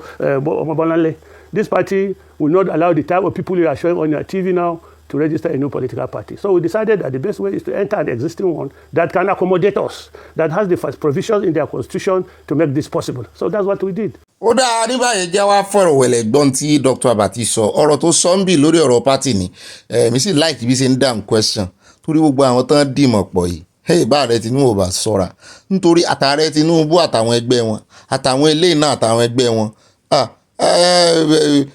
kíní sonso pàdé sonso ni o méjèèjì kò sí èyí tó gbádùn wọn o ṣùgbọ́n ẹjẹ́ wa gbọ́n tí Dr. Abati fi dá lóhùn lórí bó ṣe rin ìkànnú àwọn journalist fẹ́ ní TVC. Yes, it was really good. I think the anchor was very civil, very nice. Correct. Let Babachi Lawal come here and try to say shut up. The kind of flogging that he will receive, he will not be able to sleep that night because people have developed this attitude of abusing anchors, stark illiterates. calling me, for example, garrulous. Well, if I'm garrulous means, okay, you talk too much. Okay, if I'm paid to talk, I've been talking forever in this career. Saying, hey, Ruben Abachi is arrogant. I have every reason to be arrogant. Come on. Starboy, no more. Starboy. National scholar. People who cannot even pass school sacks impressively, who cannot win scholarships. They will say Ruben Abachi is arrogant. I can dash them certificates. This is the kind of insults that we receive on this job. Yes. But I like the fact that Oguntoye, was not garrulous, which we say we are. So I commend him. Yes. I like his civility. I like his, Baba Chilawa, whoever he thinks he is. He has no right to insult a journalist in that particular manner. If he thinks he can, let him come here. If he has the courage and the confidence to come and call anybody on this platform, shut up or tell shut up, we will go after him. I trust you on that one.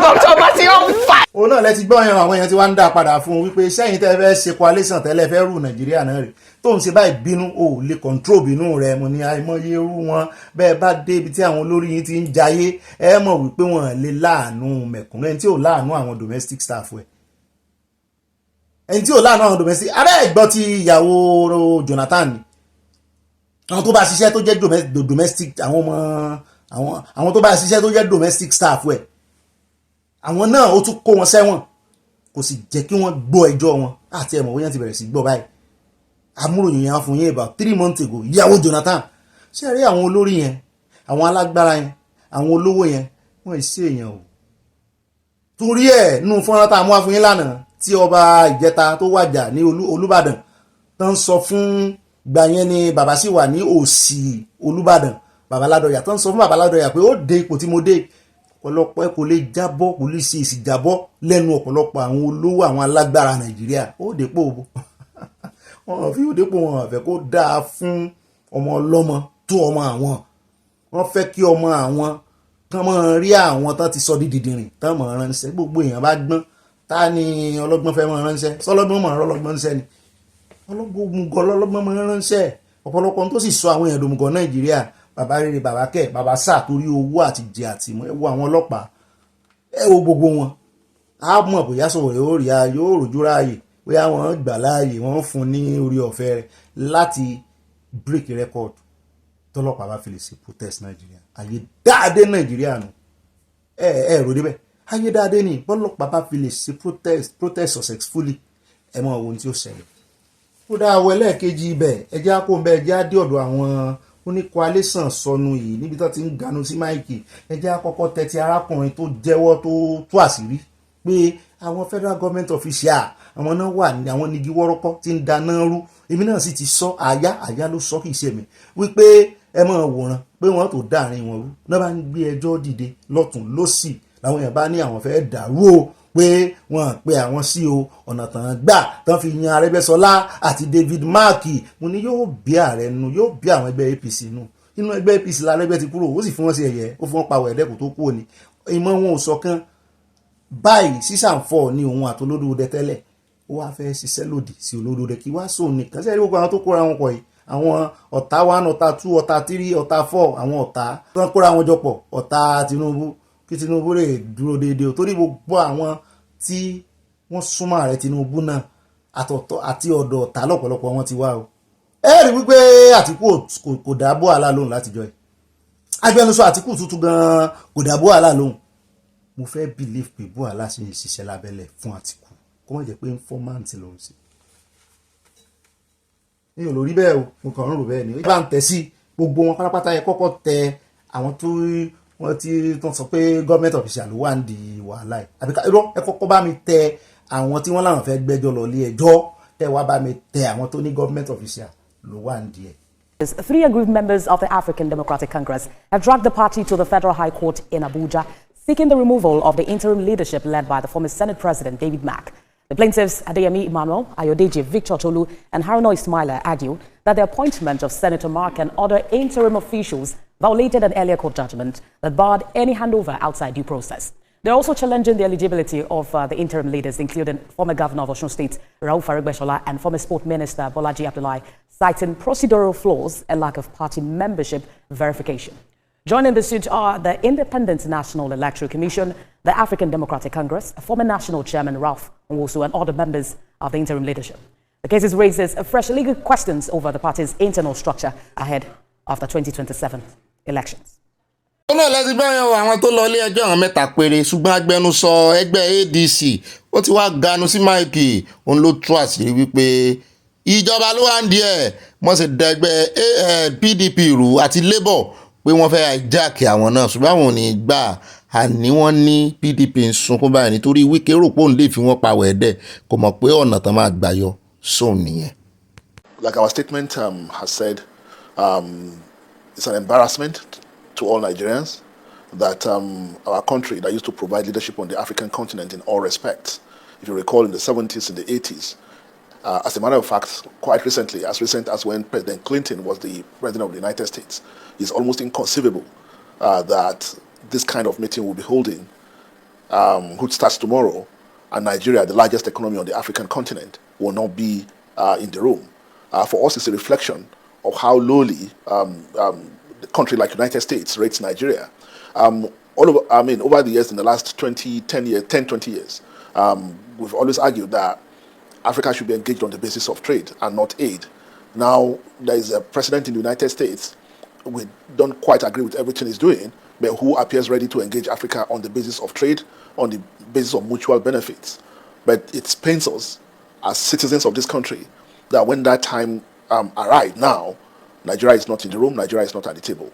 And it's even more painful that the explanation given by the United States, that the parameters is that they've invited countries that appear more responsive and willing to help themselves.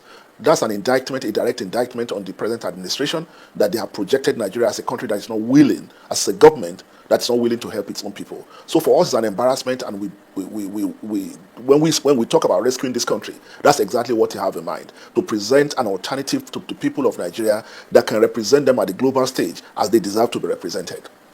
ẹ wo àfihàn da omi tútù wájú ni eléyìí tó fi bẹ̀rẹ̀ yóò sọ̀rọ̀ nípa àwọn tí ń dẹgbẹ́ wọn rú eléyìí tó mẹ́nu báyìí èmi náà fẹ́ sọ sí i torí agbọ́pà rẹ̀ Tinubu rẹ̀ ń bẹ̀bẹ̀ wọ́n rè bẹ̀bẹ̀ ní BRICS àjọ BRICS tán lọ ní Brazil wípé kán dárí gbogbo gbèsè àwọn jìn àwọn mo wá ń wò báyìí mo wá bú sẹ́rìn ẹ kán dárí gbèsè lẹ́lọ́ ń tọrọ pé kán dárí jìn ǹjẹ́ ẹ̀yin ṣiṣẹ́ tán fi lè dárí gbèsè jìn ààrẹ Trump ó ń fìwé pé àwọn èèyàn lórí ìdókòwò ìbáṣepọ̀ tó múnádóko tó mọ́yán lórí wọn pè yín ṣùgbọ́n ìwà ń lé bẹ́ẹ̀ ṣe Trump sì ti gbọ́n gbogbo owó ìrànlọ́wọ́ gbogbo ẹ̀ ló ti kọ́ ti dànù ẹ wá nígbà tí ò ti fún yín lówó ìrànlọ́wọ́ mọ́ ẹ wá kọjú síbi tẹ́ ẹ ti lè lọ́ mọ́ bẹ̀bẹ̀ ebe ẹ̀ lẹ́ ń san gbèsè padà ebe ẹ̀ ń sọ fáwọn àwọn ọmọ Nàìjíríà lé pé ẹ̀ ń san gbèsè padà kí lẹ wá lọ ń bẹ̀bẹ̀ gbèsè wọn ká ọmọ Nàìjíríà tí ò bá gbọ́n mọ́ lábẹ́ ìṣèjọba wọn lè gbọ́n mọ́ ẹ jẹ́ gbọ́bi tó ti ṣòfò fún wọn jáde ó tó àṣírí wọn ta. That some individuals in the federal government are trying to destabilize the ADC. Can you clarify who these individuals absolutely. are and what exactly do you believe their motive is? We know them, but we deliberately left their names out because we have credible intelligence within the government that some senior officials of government invited our party chairman in the Northwest first, then they followed it with invitation to party chairman from the Northeast.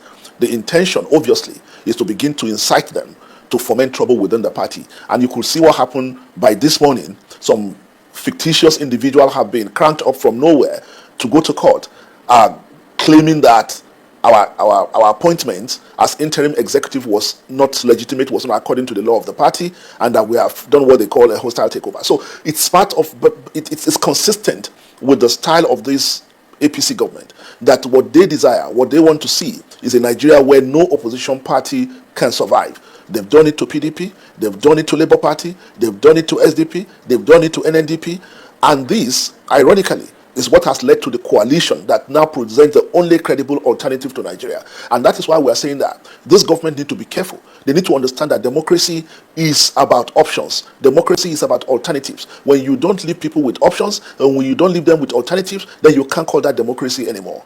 And that's why we reminded them that when President Goodluck Jonathan in 2015, if President Goodluck Jonathan had come out and tried to destroy the opposition completely like they are trying to do, President Bola Tinubu will not be president of Nigeria today, and APC will not have come to power. So what we are saying is that in the interest of democracy of this country, they should allow opposition parties to survive. They should allow opposition to breathe. In 2027, they should tell Nigerians why Nigerians should vote for them again. If they convince Nigerians, Nigerians should go and vote for them. If they are not able to convince Nigerians, Nigerians should turn around and see options for them. And that's why we are saying we are very clear. We know what we are saying. We are not just making allegations. We know that their hands are in all the crises in all the opposition's party. And now the same hands are now being poked into the coalition since we emerged to their utter dismay last Wednesday. Mr. Abdullahi, I've been trying to butt in here. You say you know them, but you're not mentioning their names. Nigerians will be wondering, why are you leaving out the names? Is it for fear of what exactly it is? It's strategic. No. It's not for fear. Who are these it's people? Strategic. Are they in the presidency? Are they in the APC? And you mentioned fictitious They lawsuits. are Hold on a moment. Presidency.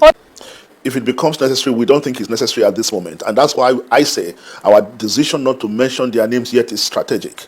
Not because we are afraid, not because we don't have our information, but we know why we are keeping their names now. At the appropriate time, Nigerians will know exactly the people who are involved in this insidious act of destabilizing the opposition. That is one. Two, on the allegation that our appointment was not properly carried out, that's not true. They have gone to court, and we'll meet them in court. We are very sure we are on solid legal footing. You mentioned Peter Obi is still in Labour Party. Peter Obi is not holding any position within the coalition rank or the African Democratic Congress.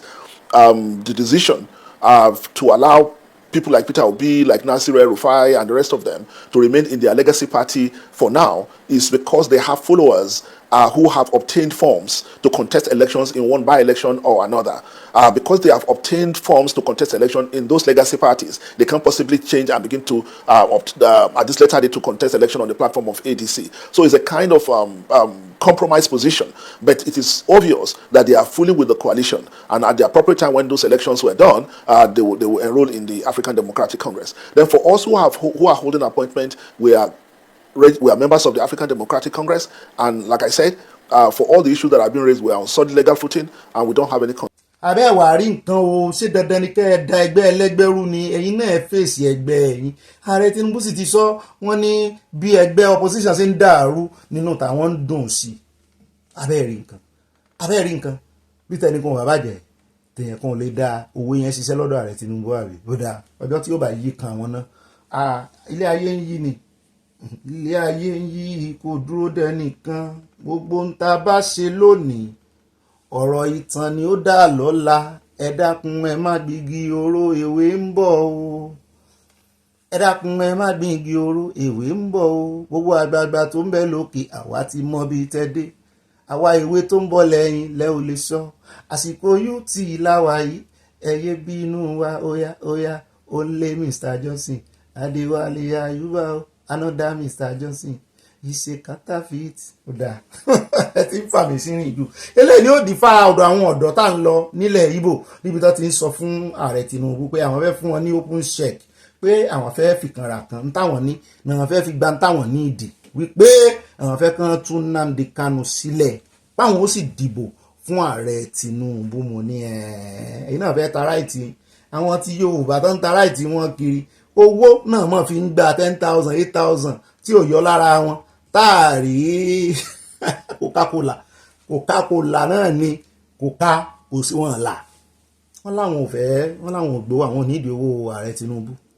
Wọ́n ní òmìnira ń wá fún Kanu, òmìnira ní Kanu wá dé ìhàmọ́ tó dé, àwọn wá ń wá òmìnira Kanu kí òmìnira, torí ẹni tó lọ ń gbé iṣẹ́ òmìnira yẹn lé lọ́wọ́ wọ́n ti fòun sáhàmọ́. Ìtumọ̀ náà ni pé iṣẹ́ òmìnira tó ń gbé lé lọ́wọ́ òun náà wà nínú àhámọ́. mandate ẹ̀ nìyẹn, wọ́n sì fi Kanu sínú àhámọ́. Iṣẹ́ òmìnira tó lọ ń gbé léun náà lọ́wọ́ ti Biafra ó jọ wà ń bẹ̀ ni.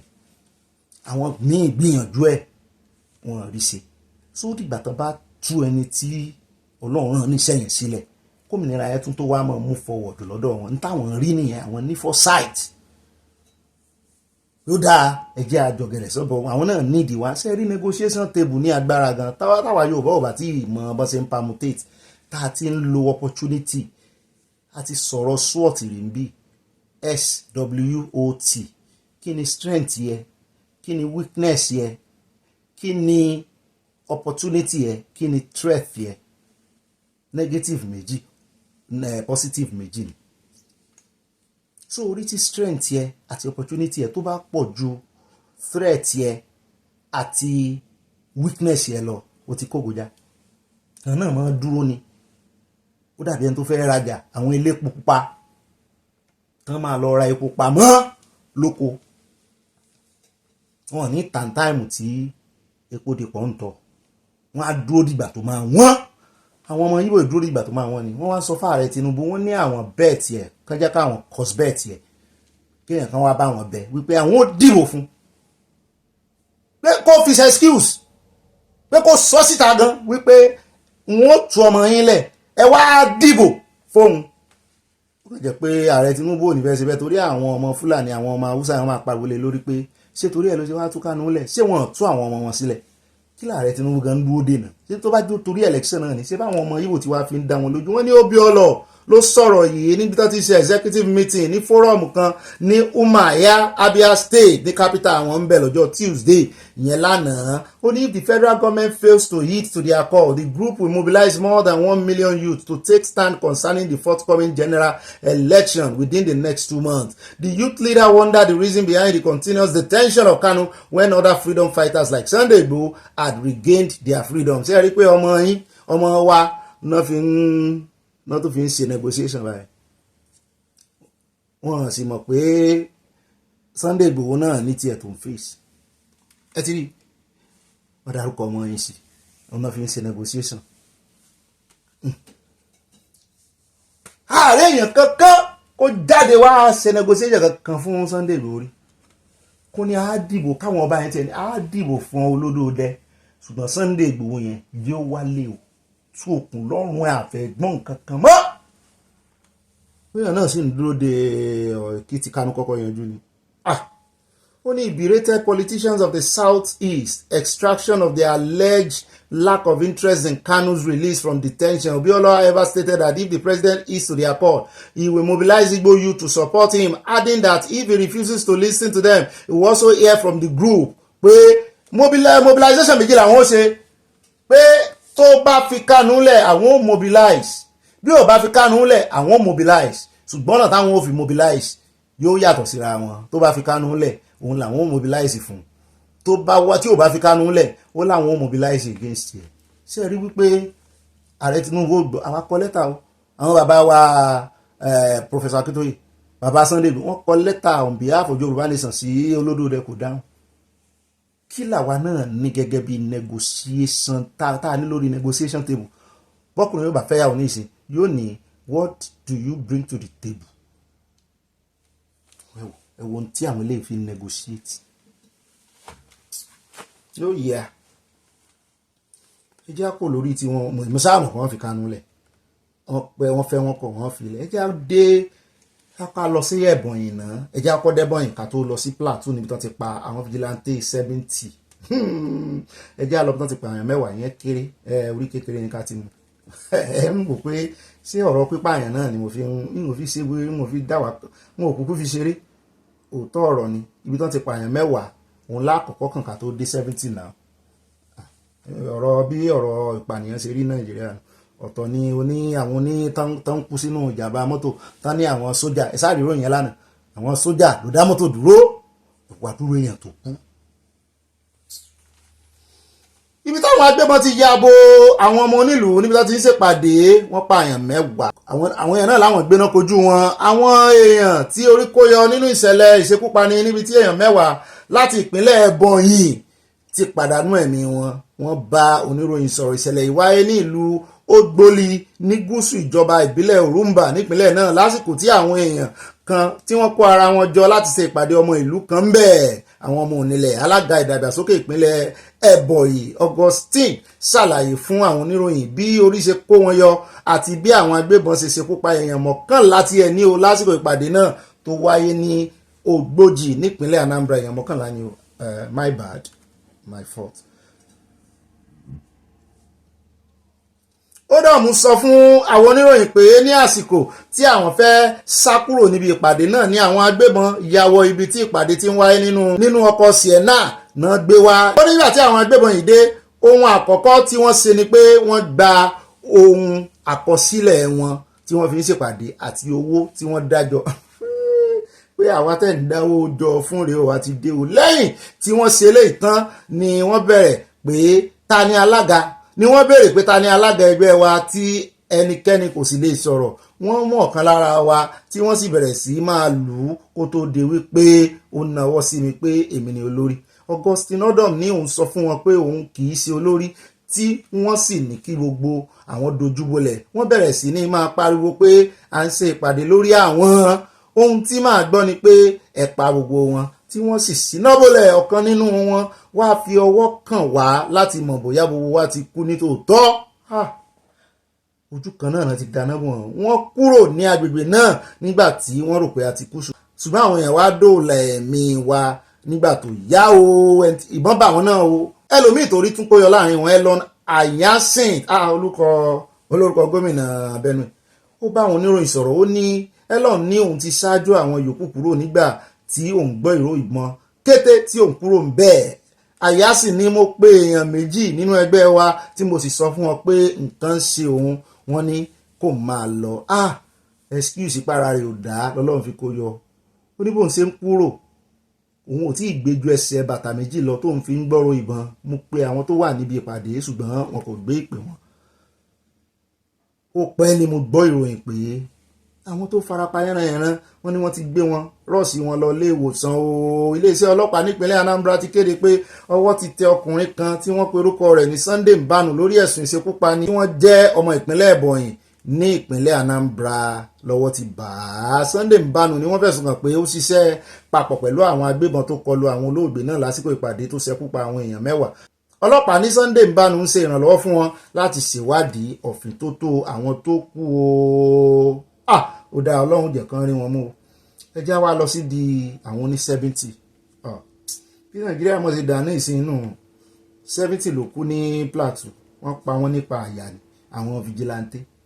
Ó dá ẹjá wá lọ sí di ọ̀dọ̀ àwọn oní 70 o. Wọ́n ní ọ̀gá àwọn vigilante ní Wase local government nípínlẹ̀ Plateau, Abdullahi Uzaini, ti búra pé àwọn ṣetán láti fi ẹ̀mí àwọn lélẹ̀ láì sójó lẹ́yìn tí àwọn bandit pa 70 nínú wọn 70.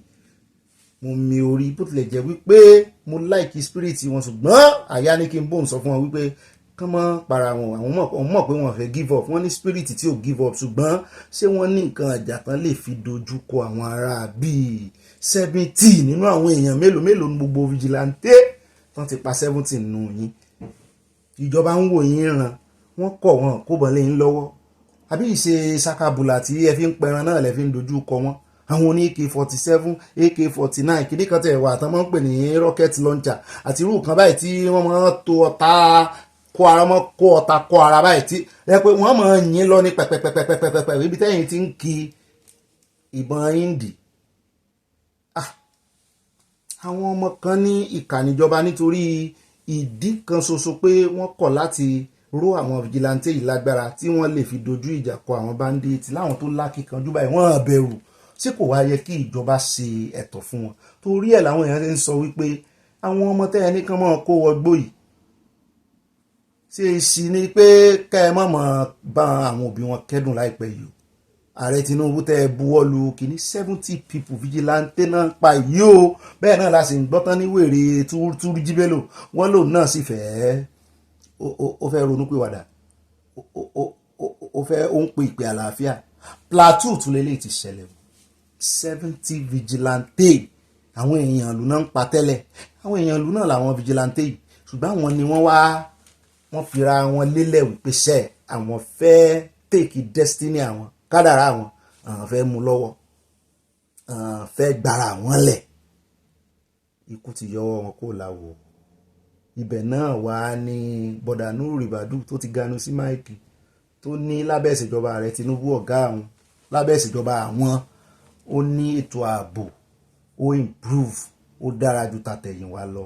Èmi ò ní sàtótónu kankan lé lórí torí àyà mi ń ṣe kìkì ní wípé irú ọ̀rọ̀ wo lè lè ẹ bá ń tẹ̀sí ilé agbẹ́ ẹja gbọ́ lẹ́nu.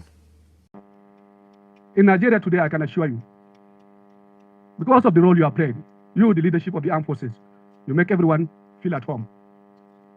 The intelligence community, the civil police, all the others, when they are in their midst, they feel one. They feel very, very comfortable. And I can assure you, It's part of what we are witnessing, the progress and the change taking place in our country. Things have changed in this country since you came in, you as leaders. We are proud of you. You are defending the territorial integrity of our country. You are defending our democracy. You are defending law and order. You are making a difference. Our neighbors are losing to terrorists, to insurgents. You are standing tall. You are what we are, and Nigeria is what it is because of what you are doing. And I can assure you, yes, people will talk. Politicians will do their politics. Don't mind, don't bother, don't ever feel. Nigeria is in good hands, and Nigeria is in good shape. Nigeria is moving. Nigeria is progressing. We are improving. If you see the reforms or changes that took place in the last 2 years, it's unprecedented. Things that have been on for decades, some of them 30 years or more, challenges that ordinarily will bring down countries, we are still standing strong. We are addressing them. You need to go around and see how things have changed. There is no part of Nigeria today you cannot move free. No part. There is no why you can say people are in captivity. It's a lie. You cannot completely say criminals and bad people will stop what they are doing. But our ability to respond is what matters. Anywhere, anything happen in this country today, you'll be there. And you'll address it, and you'll reverse it, and you'll change it, and you'll give us back our lives. For the first time, I can assure you, they are on the run. Niger Delta is back. Sometimes we go for weeks without violence. Southeast is back. They are giving them back their lives. The economy is beginning to pick up. Even here in the northwest and north central, hitherto it used to be no-go area in many places. Now you can take your car and drive at night and go to Kaduna. Now you can go to Lokoja. Now you can go to Mina. Now you can go to Boko. You are walking. And it's not just like that. Something is happening. And there is nowhere today. You can drive to Gusau if you like. Yes, things are happening. Politicians may not want to allow Nigerians to appreciate that because they would play their politics. But don't mind them. Continue to do the right thing. Continue to secure our country. Continue to do the work for our own country. President Tinubu, as I always will tell him whatever I'm doing, I spoke to him earlier, just before coming in here. And I told him I'm coming to this event. And he said I should bring his gratitude and thanks to you. You are the reason why today Nigeria is getting safer and safer every day. Ó dá o ẹ káàbọ̀ padà mọ́jà pẹ́ nídìí mikimi torí béèyàn bá pẹ́ nídìí mikimi èsìkéṣe àwọn ọkùnrin já wá dé pálásì ẹ̀míà àtìbò náà ní àwọn jàǹdùkú ya wọlé wọ́n já ilẹ̀kùn àwọn ẹ̀ṣọ́ aláàbò gan wọ́n fẹsẹ̀ fẹ́ wọ́n bà ọ̀pọ̀lọpọ̀ dúkìá jẹ́ àti ọkọ̀ ọlọ́pàá rúgbòdìyàn ńlá ló wáyé ní ààfin ìlú Kánò náà ni bí àwọn jàǹdùkú kan tí wọ́n gbàgbọ́ pé wọ́n jẹ́ olólùfẹ́ ẹ̀míà tẹ́lẹ̀ ní Kánò Àdúbáyérò ṣe kọlu ààfin Rúmfà ní ẹnu ọ̀nà gúúsù ààfin àtẹ̀jáde kan tí ààfin ẹ̀míà ti ìlú Kánò ẹ̀míà Muhammadu Sanusi kejì fi síta ló fi ìdí ìṣẹ̀lẹ̀ náà múlẹ̀ wá àtẹ̀jáde náà ní àwọn jàǹdùkú ọ̀hún ya wọ ààfin lẹ́yìn tí wọ́n já ẹnu ọ̀nà àbáwọlé tí wọ́n sì ṣe ẹ̀ṣọ́ aláàbò kan tí ààfin léṣe. Bákan náà ni wọ́n ní àwọn tọ́ọ̀gì náà tún ba ọ̀pọ̀lọpọ̀ ọkọ̀ ayọ́kẹ́lẹ́ iléeṣẹ́ ọlọ́pàá tó wà nínú ààfin jẹ́ o. Àwọn jàǹdùkú yìí ni wọ́n kọlu ààfin lásìkò tí ẹ̀míà tẹ́lẹ̀ Aminu Adúbáyérò ń gba ojú ọ̀nà tó wà níwájú ààfin kọjá lẹ́yìn tó ṣe àbẹ̀wò sí ilé olóògbé Alhaji Aminu Dantata.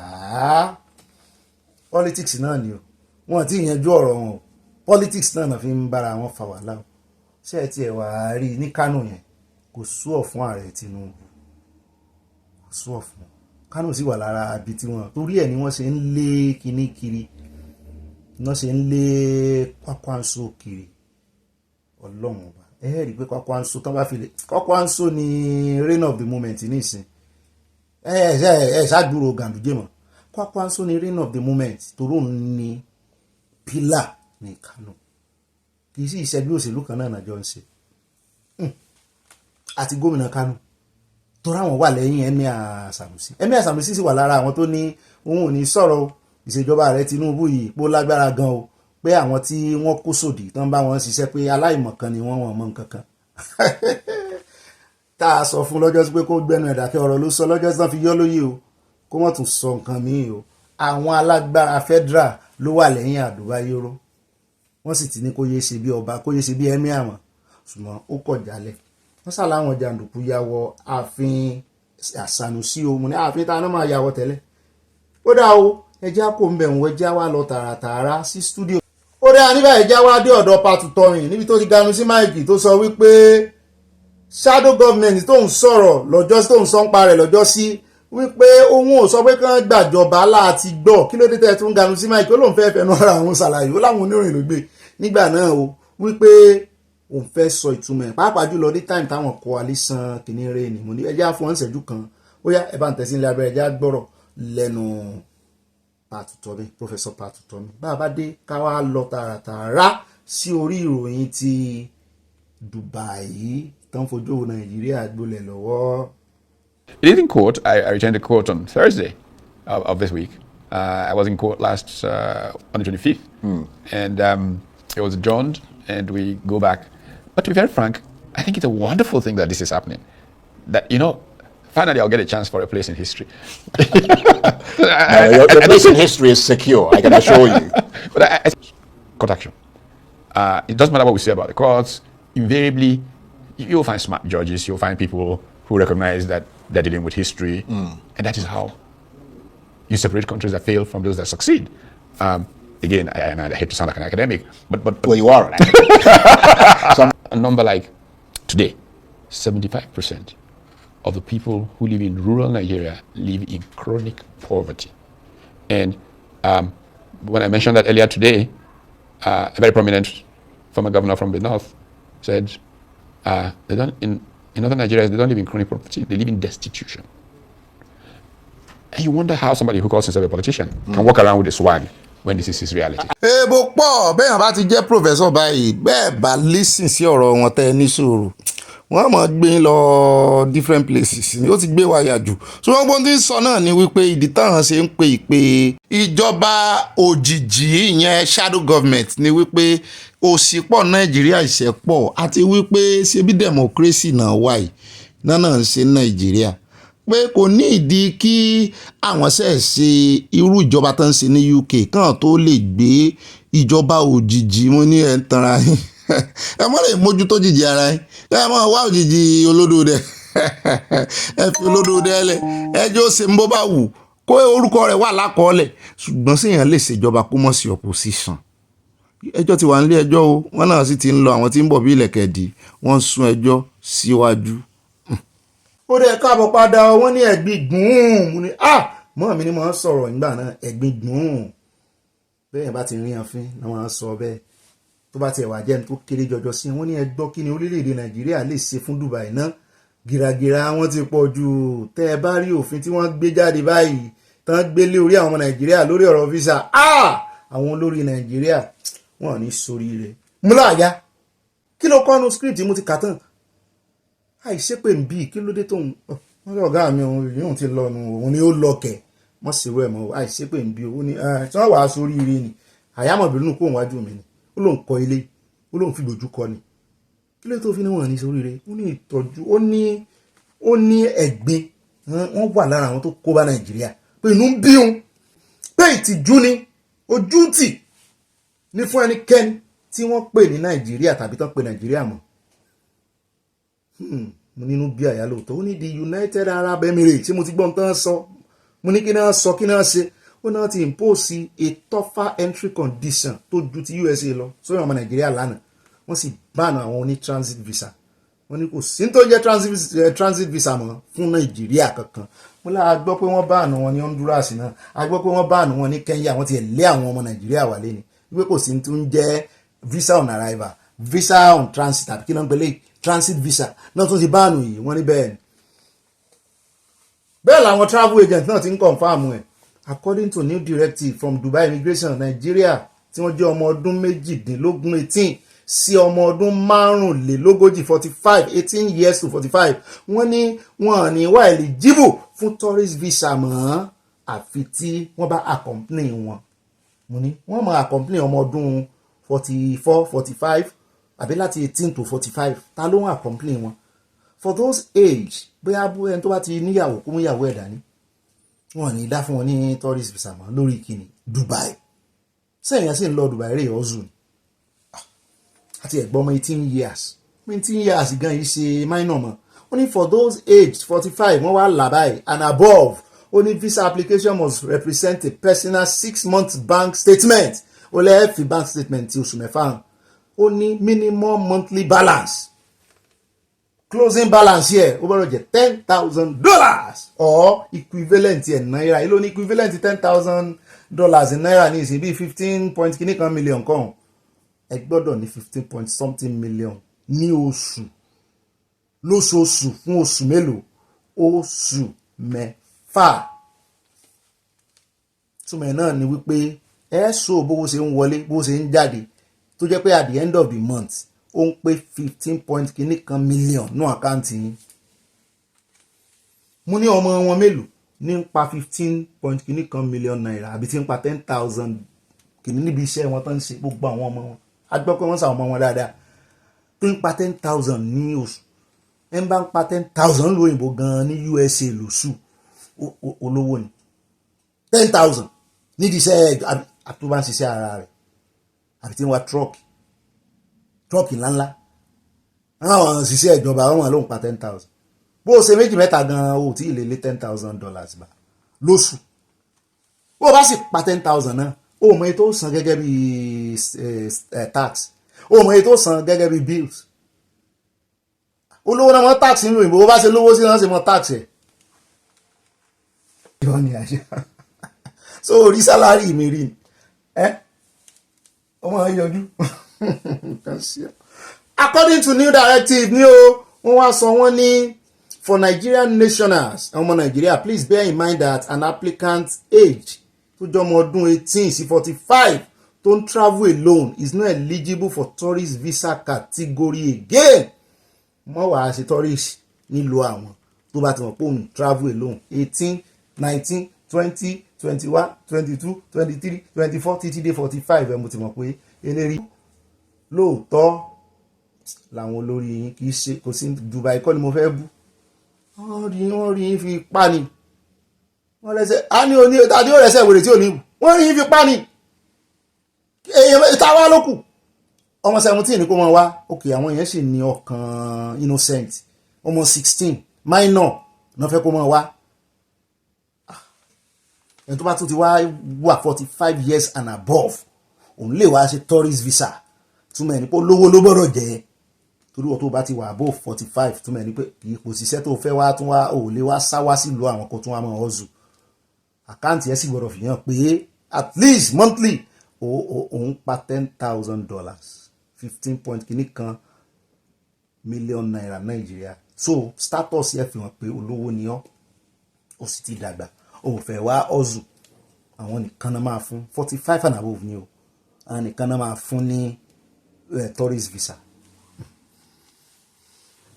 ó ga o gbogbo àwọn ọlọ́jà tí wọ́n rí ra nǹkan níbẹ̀ tí wọ́n ṣe wọ̀yọ̀wọ̀yọ̀ lọ Dubai tẹ́lẹ̀ wọn ní lè lọ́mọ́ nìyẹn China ń pè yín ẹ kú mọ́ lọ China o ó wá ní kindly note that all of these above points must be taken into consideration before sending your application with other existing documents such as hotel reservation data page ó ní tó o bá ti fi ilé ìṣàkíyèsí pé láwọn ó reject ẹ̀ nù ọkàn rẹ kó o ti gbà nù ọkàn rẹ pọ̀ ti reject rẹ o mo ló dáa o. ṣùgbọ́n ìròyìn tá a tún wá ń gbọ́ nípa China ni wípé China ti ṣílẹ̀kùn fún orílẹ̀-èdè tó tó 70 ìyẹn 70 láti wá sílùú wọn nítorí tourism wọn náà fẹ́ mọ́ gbàlejò ní ìsìn àwọn náà fẹ́ mọ́ ṣe bí North Korea mọ́. wọ́n ní visa on arrival náà máa fún wọn ẹ sì mọ̀ pé wọ́n lájọṣepọ̀ pẹ̀lú ọ̀pọ̀lọpọ̀ orílẹ̀-èdè tẹ́lẹ̀ wọ́n even pẹ̀lú àwọn Europe wọ́n àwa àjọ lájọṣepọ̀ wọ́n sì fún ọ̀pọ̀lọpọ̀ Europe ní visa on arrival ní irú àwa ìtàló ní ìsìn orúkọ wa wà náà àwọn tán ní ká mọ̀ wá tá à ń fẹ́ lọ China. anyways kò síbi téèyàn lè propagate dé ṣùgbọ́n one thing wa ní táwọn èèyàn ń sọ ni pé kí ló dé tí ò sáfíríkà kankan bẹ̀ pẹ̀lú bí China bó ṣe ń lọ sáfíríkà tó pàápàá jùlọ Nàìjíríà mú ti ẹ̀gbọ́ tán tún sọ wípé àwọn ọmọ Haúsá àti ẹ̀mú wà yìí ṣe pé mo gbọ́ táwọn Haúsá ń sọ China bẹ́ẹ̀ náà ni olórin Wike náà tí ń bá Wike kọrin kiri wọ́n náà ti ń sọ Chinese kí ló wá dé tí wọ́n lè fún one Africa kan tiẹ̀ fún wọn ní visa on arrival wọn tó bẹ́ẹ̀ kan fún wọn gbogbo nàìjíríà ni ó kú ní nàìjíríà lọ́jọ́ náà ó di ṣáínà àbọ̀n ti fún wọn níwọ̀n yẹn wọ́n lè fi bá wọn ṣeré ibi tó yẹ káwọn olórí yín tán lọ káàkiri tán ń bẹ̀bẹ̀ pé kán dárí ẹ̀sìn àwọn jà wọn lórí ẹ̀yàwó tán yá gbèsè tán yá ibi tó yẹ kán ti mọ̀ pé wọn tèkì àwọn serious nù.